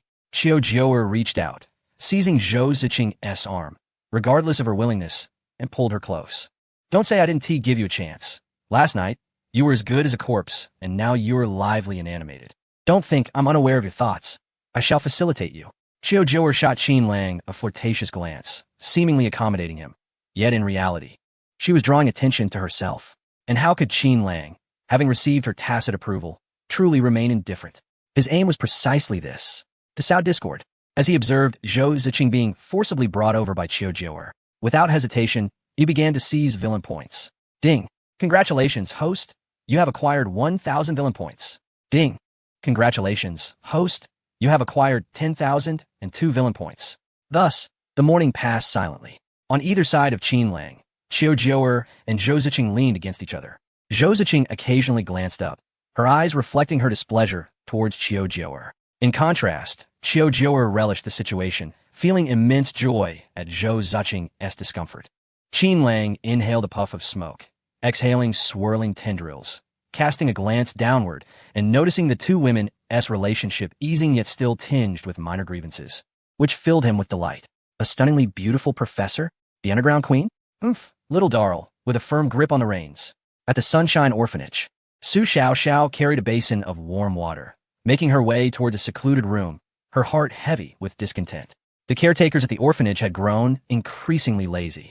Tasks that were clearly theirs to undertake were dismissed on the grounds that the person was not a child of the orphanage, leaving all responsibilities to her. Forget it. If I don't lend a hand, the matron will have to come personally to attend to the individual. Su Xiaoxiao sighed in resignation, knocking gently on the door while holding the basin of warm water. Come in, a soft voice beckoned from within. Su Xiaoxiao pushed the door open and entered, discovering a young man lying on the bed, his body wrapped in bandages, particularly around his legs, which were tightly bound, resembling the protective gear worn by football players. Apologies for the inconvenience. I am feeling somewhat unwell. Upon the first glimpse of Su Xiaoxiao, Chun Fan was struck by her breathtaking beauty. Amongst his 7 senior sisters, she was undoubtedly the most stunning woman he had ever encountered. After descending the mountain, the women he observed on the bustling streets, adorned with heavy makeup, paled in comparison to his sisters. Consequently, he felt that his discerning taste had been refined by these remarkable women. Today, however, he was met with an unexpected delight. He never anticipated encountering Su Xiaoxiao, a paragon of beauty, in the orphanage, one who could stand alongside his esteemed sisters. Chapter 237. The emotionless Su Xiaoxiao. Is Su Xiaoxiao beautiful? Undoubtedly. How else could she be the chosen one of destiny? Before her fateful encounter with Qin Lang, she had already blossomed into a striking young lady. At that time, she appeared somewhat malnourished, her body not yet fully developed, remaining in a state of budding potential. Even so, after donning a fine outfit, she managed to captivate Qin Lang's attention, not to mention her current state, where she remained indoors, diligently nourishing herself with the essence of papaya, all to garner more of the young master's attention. Not only had her physique improved significantly, but her demeanor had also gradually elevated under Qin Lang's influence. Most importantly, she possessed a unique charm, one that his 7 senior sisters could not rival, a quality reminiscent of a devoted wife. Are you injured? Is it that serious? Su Xiaoxiao remarked, pursing her lips upon witnessing Chun Fan's awkward demeanor. Chun Fan chuckled lightly. It's nothing serious. I apologize for causing you concern. I'm not worried about you, she retorted. It's just that with such a severe injury, why would you come to the Sunny Orphanage instead of rushing to the hospital? Doesn't that seem a bit reckless? Su Xiaoxiao perceived Chun Fan as somewhat lacking in common sense. With his legs bound like a mummy, faint traces of blood still visible, it was evident he had yet to fully recover. Why would he choose to visit the orphanage instead of resting in a hospital bed? Was he merely seeking trouble? Chun Fan felt as though he had just swallowed a fly, sensing something amiss. What was going on? When he arrived, he had observed Su Xiaoxiao playing with a group of children through the window, not noticing her exquisite appearance, but perceiving her kind heart. To engage so affectionately with the children and earn their adoration surely spoke to her benevolence. Why, then, did she seem confrontational upon his arrival? Did she harbor a dislike for him? Or was it merely her unique disposition? Intrigued, Chun Fan felt an unmasked fondness for Su Xiaoxiao and curiously inquired, "You're also a child adopted by the Sunny Orphanage, aren't you?" Yes, Su Xiaoxiao nodded, rinsing a warm towel in the basin, wringing it out, and placing it back in the basin as she responded nonchalantly. Chun Fan smiled and remarked, "What a coincidence. I spent a carefree period of my childhood here as well. My name is Chun Fan. May I ask your name?" It's possible we might have known each other back then. The two were of comparable age, making it conceivable that they had crossed paths. I don't believe so, Su Xiaoxiao replied. There are countless children who left the Sunshine Orphanage. Some return to visit the headmistress from time to time, while others have ventured far away but still remember this place, occasionally offering support, such as purchasing clothes for the children or donating a bit of charity. Su Xiaoxiao seemed to be speaking to herself, pausing for a moment to fix her gaze upon Chun Fan, before continuing. However, it's the first time I've encountered someone like you, who has been away for nearly 20 years and has returned to recuperate at the orphanage. Indeed, it was not that Su Xiaoxiao had come to enjoy a fine life and look down upon others. Rather, it was Chun Fan's overly attentive demeanor, particularly his gaze, half smiling and persistently fixed on her, that made her uneasy. It was evident he harbored ulterior motives. His behavior only intensified her discomfort. She could not fathom where this man had come from, or how he had managed to bewilder the headmistress so easily. Oh, after leaving the orphanage all those years ago, she had not once reflected on the kindness of the Sunshine Orphanage during her prosperous life, nor had she considered giving back in any manner. Now that she was injured and unable to move, she had returned to the orphanage to recuperate, seeking care. Was there such a thing as a free lunch in this world? If it were her, she would have no inclination to entertain Chen Fan. Chen Fan felt a bitter pang in his heart. He could not grasp what had offended Su Xiaoxiao. The moment he entered, she had been rather confrontational, which struck him as peculiar. Instead of growing angry, he responded with increasing kindness. My purpose in returning is to contribute something to the orphanage. Though I am currently hindered by my injury, it's understandable if we don't recognize each other. Perhaps we were not from the same group of adoptees. By the way, do you know Li Shanchong? Logically, if you grew up in the Sunshine Orphanage, you should know him. We were the best of friends in childhood, often collecting bird eggs together. So many years have elapsed. I wonder how he is now. Su Xiaoxiao was taken aback. You were good friends with him? Yes. Chen Fan nodded. After all, he is a prominent figure from the Sunshine Orphanage. Seeing Su Xiaoxiao's astonishment, he assumed she knew Li Shanchong. He turned his back to her, unfastening the buttons of his shirt, and said, I apologize, but could you assist me by wiping my back? I can't quite reach. Do you think that that's appropriate? We've just met, and you're asking me to help you with that? How forward of you. Su Xiaoxiao glared at Chen Fan, her heart filled with skepticism. Truly, he was deserving of his reputation as Li Shanchong's companion, a pair of dubious friends. Li Shanchong, the very first child adopted by the headmistress, was the one who had caused trouble at the orphanage not long ago. Now, Li Shanchong has been reprimanded and departed, only for a Chen Fan to arrive, ostensibly to recuperate. Yet he expects her to attend to him by wiping his back? Truly, he is overestimating his own significance. Chen Fan fastened his buttons, shaking his head in bitterness. Your demeanor suggests that your relationship with Li Shanchong was rather tenuous? It is no surprise, considering how many years have elapsed since their last meeting. I am not entirely certain of Li Shanchong's current state. My apologies for any irritation caused. You need not assist me. I can manage on my own. Who said I was angry? Su Xiaoxiao shot a glare at Chen Fan. Is it necessary for me to be upset with you? Do you truly believe that my refusal to assist in wiping your back equates to anger? Such a peculiar logic. I am leaving. Su Xiaoxiao turned on her heel and exited the room. However, after a brief moment, she retraced her steps. Chen Fan observed this with amusement. Truly, she was a cherished presence among the younger children. Beneath her tough exterior, she was soft-hearted, seemingly vexed, yet unable to disregard a sickly individual like him. She returned to assist once more. Remarkably, Chen Fan found himself rather fond of such spirited girls. They added a delightful charm to his life. Yet, upon her return, Su Xiaoxiao did not spare him a glance, taking the basin of water and the wrung-out towel in silence, turning away without a backward glance. Chapter 238, Reporting. Chen Fan gazed at the graceful silhouette of Su Xiaoxiao, his lips twitching in a daze. This was entirely contrary to his expectations. Not only did she refuse to assist in wiping his back, but did she truly need to carry away the hot water? A short while later, the door was pushed open once more. This time, it was the elderly director carrying a basin of hot water. She glanced at Chen Fan, who lay on the bed, and sighed. Director, I apologize for troubling you again. I had no idea that the young lady had such a poor relationship with Li Shanchong, and I inadvertently offended her. Chen Fan, with his back to the director, managed a bittersweet smile. He was unaware of the young lady's name, but he felt compelled to apologize for any unintended slight. Her name is Su Xiaoxiao, the elderly director said, as she helped Chen Fan wipe his back. She shook her head, stating that an apology was unnecessary. The girl had no desire to get acquainted with him. Chen Fan sighed inwardly. It appeared that Su Xiaoxiao had already reported him to the director. Perhaps in due time, once my injuries have healed, I can address this matter. The young lady has quite the temper, and I suspect she will have calmed down by then. Chen Fan understood that when a girl was upset, persistent entreaties for forgiveness would only worsen his standing. He could only rely on time to mend this rift and seek an opportunity to rectify his misstep. As the elderly director continued to assist him, she uneasily shook her head. You need not wait a while. Rest here for a few days and go wherever you wish thereafter. Su Xiaoxiao has already informed me that as long as you remain here, she will not return to the Sunshine Orphanage. I find myself devoid of significant issues. However, those children would surely cause an uproar if they were to be without Xiao Xiao. Thus, I have yet to finish my thoughts. Yet, If Chun Fan fails to discern the urgency in my words, he would indeed be a complete fool. How shall I articulate this? The old director possesses a kind heart. Upon witnessing Chun Fan's injuries, she did not hesitate to allow him to recuperate at the Sunshine Orphanage. Little did she know that he was still grievously wounded.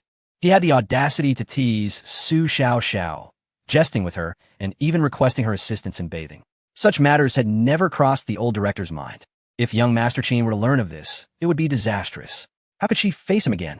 Young Master Qin has generously provided funding and accommodation for the orphanage, and even sent his partner to assist in educating the children. And here she was, negligent enough to allow Xiao to be trifled with by Chun Fan. This was a grave dereliction of duty. Consequently, when Su Xiao recounted the events that unfolded, the old director promptly sought out Chun Fan for clarification. Yet, as Chun Fan opened his mouth to explain, the old director resolutely interrupted, stating that there was no room for debate. He should remain for a few more days and then depart. Her words were firm and left no room for contradiction. Observing this, Chun Fan felt an even deeper bitterness within, but chose not to protest. If the director was so adamant, he could not shamelessly linger any longer. He resolved to make one final contribution to the Sunshine Orphanage before his departure, for this place held a treasure trove of joyful memories from his childhood. The old director continued to shake her head, asserting that everything here was perfectly fine. There was no lack of funds or housing, and the children's living standards had improved. She acknowledged his goodwill, considering it a testament to her nurturing of him. It was not that she wished to dismiss Chun Fan's kindness, but rather her concern that he might use this opportunity to further pursue contact with Su Xiao. She was well aware of the cunning nature of such men. She feared that even the slightest connection would lead to relentless pursuit. To avoid any potential complications, she felt compelled to refuse decisively. She could not allow her efforts to go to waste. Xiao had painstakingly achieved her current status with young Master Qin. If Chun Fan were to disrupt that, it would be a minor concern to lose such a significant benefactor. However, if anything were to befall Xiao, it would be a matter of deep regret. Others may not understand, but she certainly knew the esteemed position young Master Qin held in Su Xiao's heart. Wherever they were, be it dining or drinking, his name would invariably be on her lips. Xiao had become utterly enamored by him. Should they be forcibly separated for any reason, she might act recklessly. You may tend to yourself. I have matters to attend to, the old director said, handing a warm towel to Chun Fan before taking her leave. There was little more to be said. In a peculiar twist of fate, she harbored a fondness for Xiao, and naturally, she found herself mirroring her preferences and aversions. Su Xiao loathed Chun Fan, and, consequently, her gaze towards him became less than favorable. Meanwhile, in the villa's living room, Qin Lang, consumed by fury, slammed his hand upon the table. How audacious of Chun Fan to dare request assistance in bathing. What gall he possessed. Did he presume himself a master? Upon receiving news from Su Xiao, he hastily departed from the Queen's bar, only to return and hear her grievances. While astonishment coursed through him, it also alleviated his prior perplexity. He had wondered why, inexplicably, Chun Fan's fortunes seemed to wane, leading to an influx of villainous attributes. It turned out he had met his match with Xiao. Learning that Chun Fan was an orphan raised by the Sunshine Orphanage, he was taken aback that he would return to such a place to recuperate under these circumstances, all while harboring designs on Xiao. Truly, the audacity was staggering. This indignity was intolerable.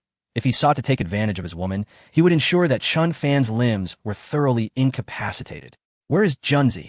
Qin Lang bellowed.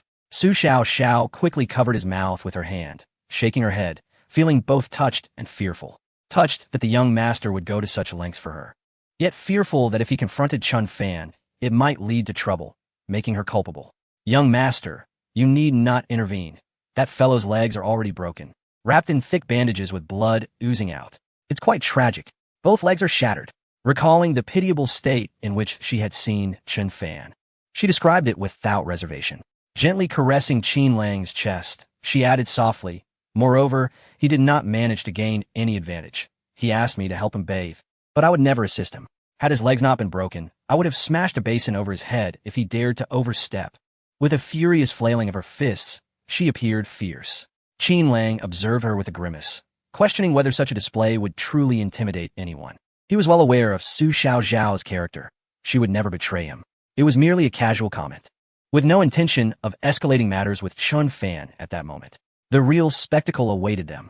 Is this fierce enough? She asked, her tiny fist clenched.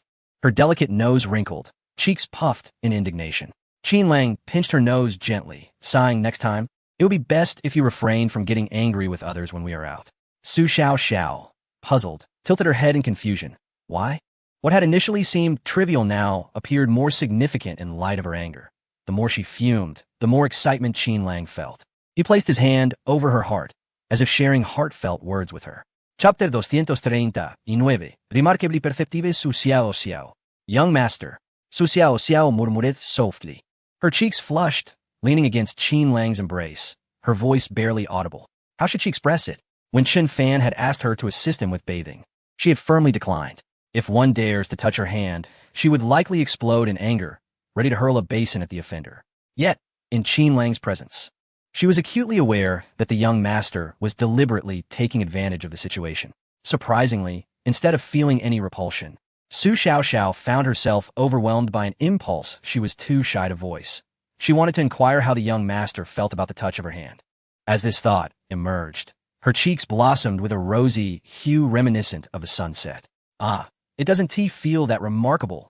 Qin Lang sighed, muttering under his breath. Su Xiao was taken aback, and upon lifting her head, she pouted, her voice tinged with a sense of grievance. Young master, I've been eating well lately, and I've gained quite a bit. What occupies that little mind of yours all day long? You've misunderstood. I meant that Chen Fan's character is quite lacking. What a shame he hails from the Sunshine Orphanage. He's as troublesome as that drunken man from last time. Qin Long gently tapped her forehead, playfully chiding her for her wild imagination. Noticing Su Xiao's shyness rendering her speechless, he continued, however, I must say, your concerns are not entirely unfounded. In the comfort of home, particularly when no one else is around, there is no need to bind yourself so tightly. Such constraints are not conducive to growth. When you have the chance, perhaps you should use a drawstring bag, which is more suitable for a girl of your age, to continue blossoming. Really? Su Xiao looked up, her bright eyes sparkling with curiosity.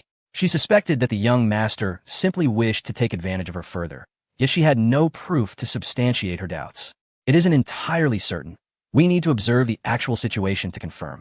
Embracing the ethos of a benevolent healer, he felt compelled to examine her closely and provide a specific treatment. As a healer, he could not disregard the desires of a woman he cherished. Even if he currently felt some discomfort, even if he was undergoing a degree of pain, how could he stand idly by, witnessing Su Xiao's inner turmoil? He was determined to assist her by examining and treating her condition. Young master, I believe you are taking advantage of me. Su Xiao lay on the sofa, gazing at the nearby Qin Lang, murmuring in a feeble tone. Unashamed of being exposed, Qin Lang wore an expression of righteous indignation. Xiao, you've misunderstood. Wait a moment. The headmistress said that one should not be victimized when a young master is inclined to bully. Such behavior could easily lead to a sense of accomplishment for a man. With a slender finger, resembling a green onion, Su Xiao playfully blocked Qin Lang's mouth, then swiftly rolled off the sofa and dashed upstairs like a flash. What is happening? This is unusual. How did Xiao learn to run away? What did the old headmistress teach her? What nonsense is this?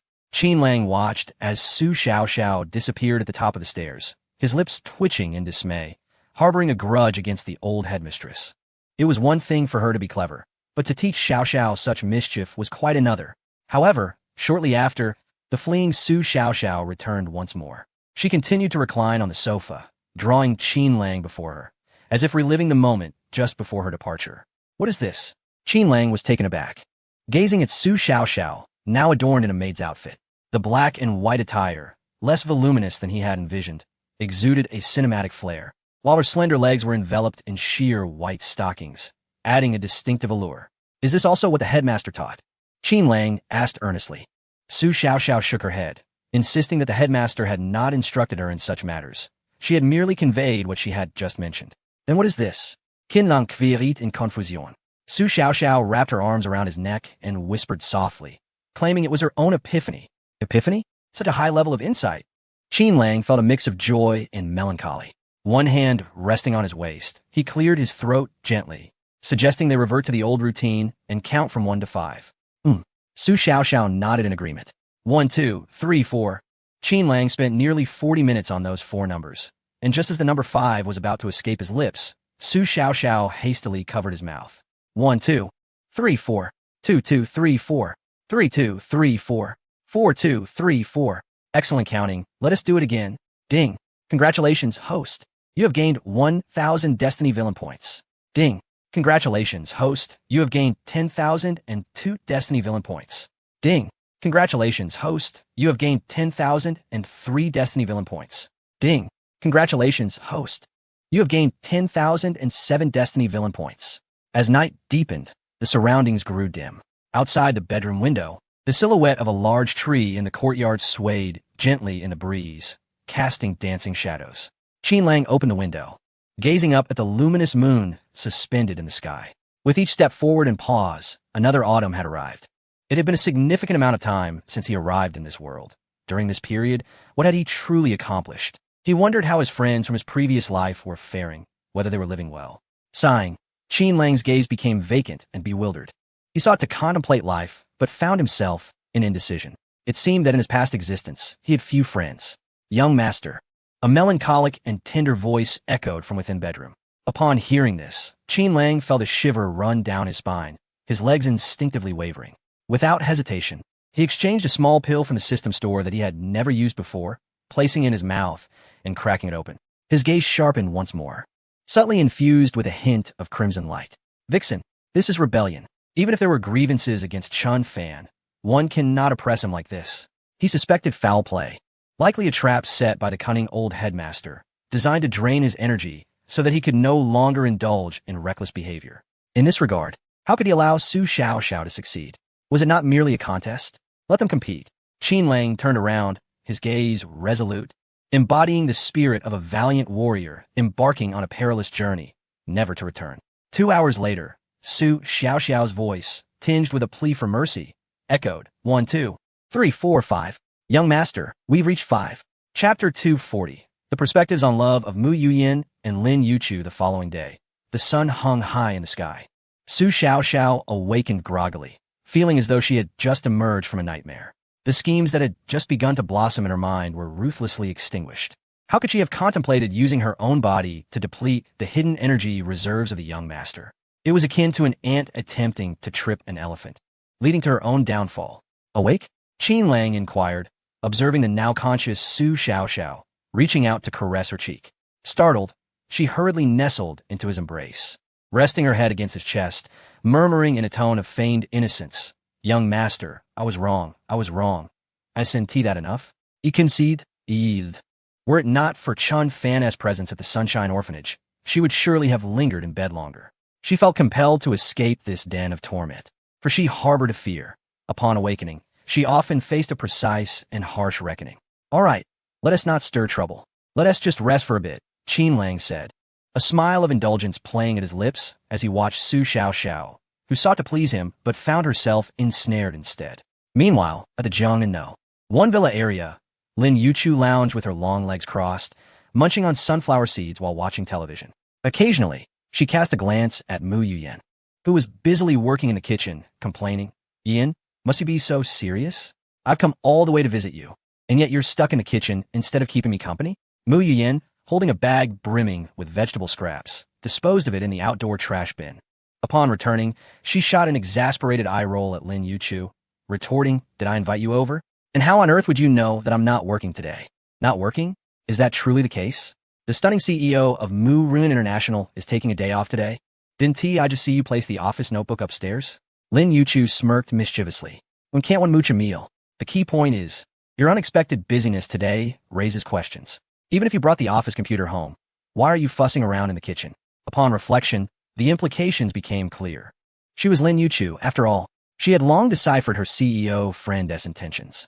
The only reason Mu Yuyan would rush home with such fervor was if Qin Lang were to visit. "Clever girl, why don't you just invite him out? Such a rare opportunity for a private encounter, and you've gone and muddled it." To speak candidly, Mu Yuyan now finds Lin Yuchu increasingly irksome. How long has it been? Her communication with Qin Lang has dwindled to a mere flicker, confined to their mobile devices. Her replies to messages come instantaneously, while Qin Lang's responses seem to echo in an eternal cycle. Just when an opportunity to alleviate her longing arises, Lin Yuchu intervenes. "How could you not feel vexed? Yin, forgive my candor. Lin Yuchu scrutinized Mu Yin's graceful figure with her captivating eyes, nodding in appraisal. It's not that I look down on you, but there's a point I must raise. You are aware that Qin Lang has not visited for quite some time.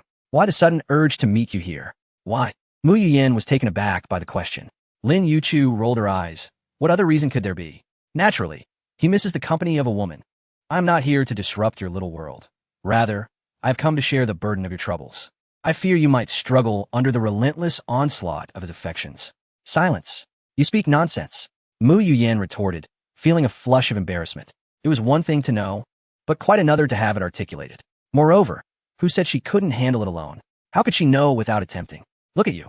Lin Yuchu stood up and approached Mu Yin, plucking a piece of leafy vegetable from her hair, shaking her head in disbelief.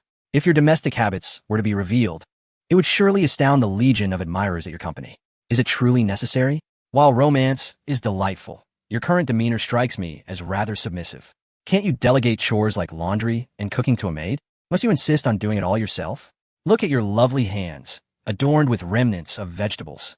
Having endured the tumult of Qin Lang's affairs, Mu Yin had long shed her spoiled demeanor, embracing a simpler existence, unlike Lin Yuchu's flamboyant and whimsical nature. Offended by Lin Yuchu's remarks, Mu Yin retorted, the meals I prepare with my own hands cannot be compared to those made by a maid. No matter how skilled the maid may be, nothing surpasses the sentiment. My man, Qin Lang, deserves my care. When the wind blows, I shall provide him warmth. When it rains, I shall hold the umbrella. When he is weary, I shall massage his legs. When he is hungry, I will serve him. When he is cold, I will warm his hands. When he is hot, I shall fan him. This is what it means to fulfill a woman's duty. Lin Yuchu, I do not intend to belittle you, but your current attitude exhibits none of the grace of a true girlfriend. You seem solely focused on your own pleasure and comfort. One day, when Qin Lang grows weary, he may cast you aside. Lin Yuchu, unperturbed, crossed her arms and leaned back on the sofa, humming contentedly. That certainly will not happen. Mu Yin was amused and said, Are you not pleased? You seem rather confident. Tell me, what makes you think that someone as capable and affluent as Qin Lang, with such personal magnetism that he draws the attention of women on the street, would choose to be with you, a seemingly idle old hag? Mu Yuyan, you have gone too far.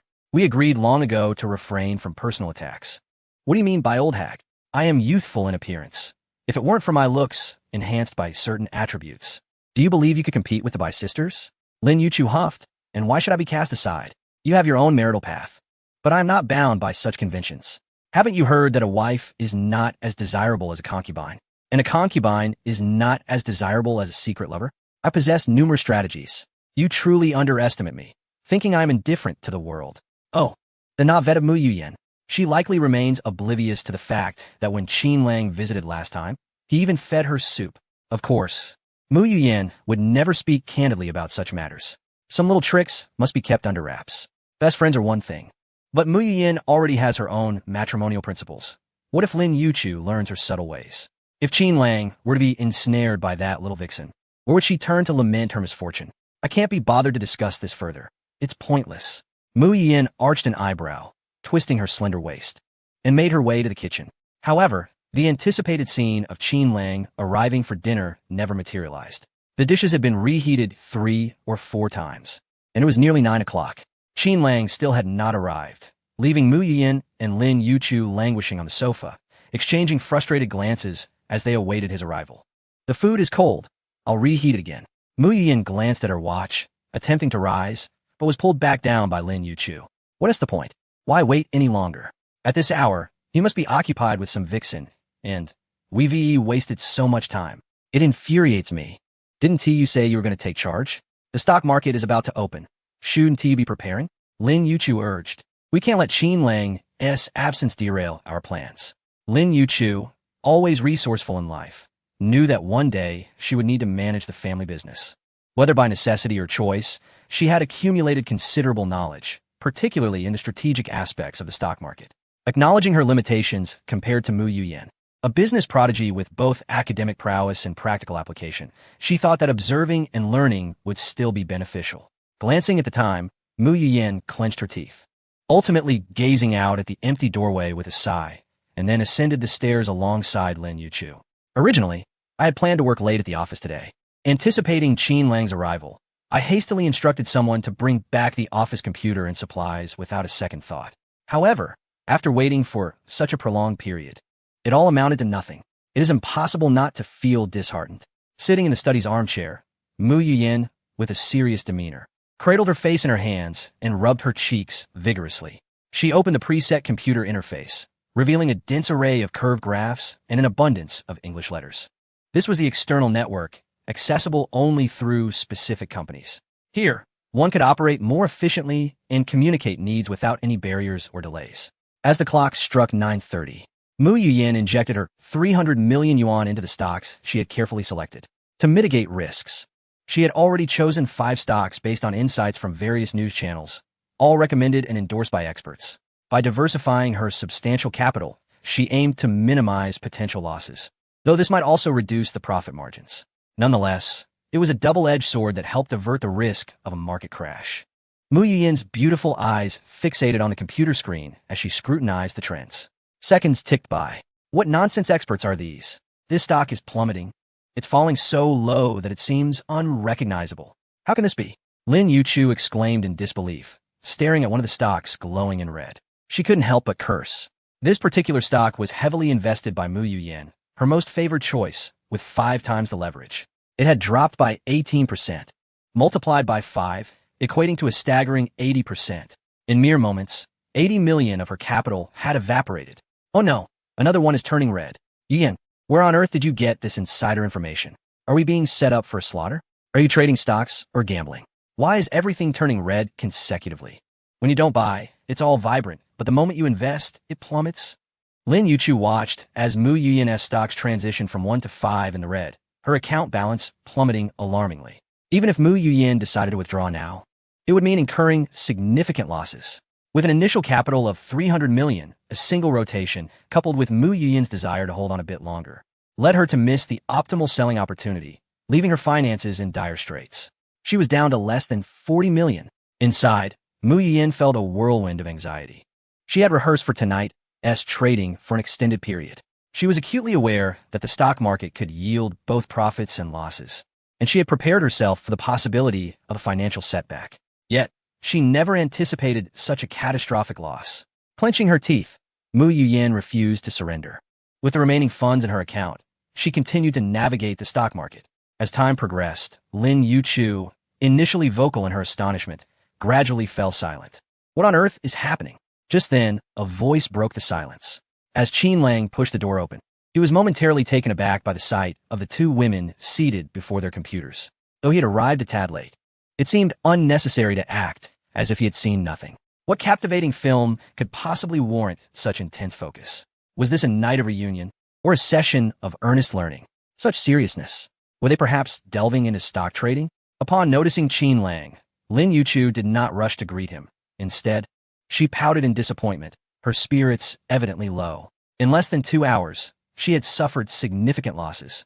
It would be inappropriate to display too much excitement in front of Mu Yuyin, especially considering the circumstances. Had she truly incurred a loss? Qin Lang discerned the dejection in their expressions at a glance. Mu Yuyin nodded bitterly, having initially envisioned launching the market for her beauty pills on an international scale. She had hoped to seize this opportunity to acquire some funds, establish a branch abroad, and invest in a factory, aiming to secure a position at international exhibitions to gain instant fame. Yet, instead of profits, she found herself depleting her savings accumulated over the years. With a heavy heart, she lamented that the 300 million in funds had nothing to do with Qin Lang. It represented her own hard-earned efforts. She had anticipated that the beauty pills would be a joint venture with Qin Lang, and she was determined to showcase them in the best possible light. Alas, fate had other plans, and she faced monumental losses. As Qin Lang approached her from behind, he leaned on the armrest of her chair, gently urging her to remain seated as he lowered his gaze to inspect the screen, saying, "Don't move. Let me take a look." Chapter 242. Over $60 million. Mu Yuyin wore a mask of bitterness. In truth, her interest in stock trading was not unfounded. It was influenced by international trends. During this period, tensions were brewing among several smaller nations abroad, which naturally would yield favorable news for certain heavy industries. However, to her dismay, just as she had invested her capital, she found herself utterly devastated within a mere 2 hours. What did she do? Mu Yuyin was equally distressed. She had not anticipated a windfall, yet she instinctively felt that this was a golden opportunity, especially with her substantial investment. Yet, instead of reaping rewards, she found herself choked by disappointment. Qin Lang remained silent, his gaze fixed intently on the screen. Lin Yuchu, ever observant, could not help but sarcastically remark, "It's like an old lady crawling in a bed. This is truly amusing. You two are completely out of sync." Mu Yuyin was engrossed in the stock market, fixated on the computer, while Qin Lang's attention seemed to wander elsewhere. "You certainly have a knack for chatter," Qin Lang retorted, rolling his eyes in annoyance. "Why don't you go over there and repeat what you just said 1,000 times? Lin Yuchu puffed her cheeks in frustration, wanting to retort, but the moment she met Qin Lang's gaze, her words died on her lips. "Stupon. So it's all about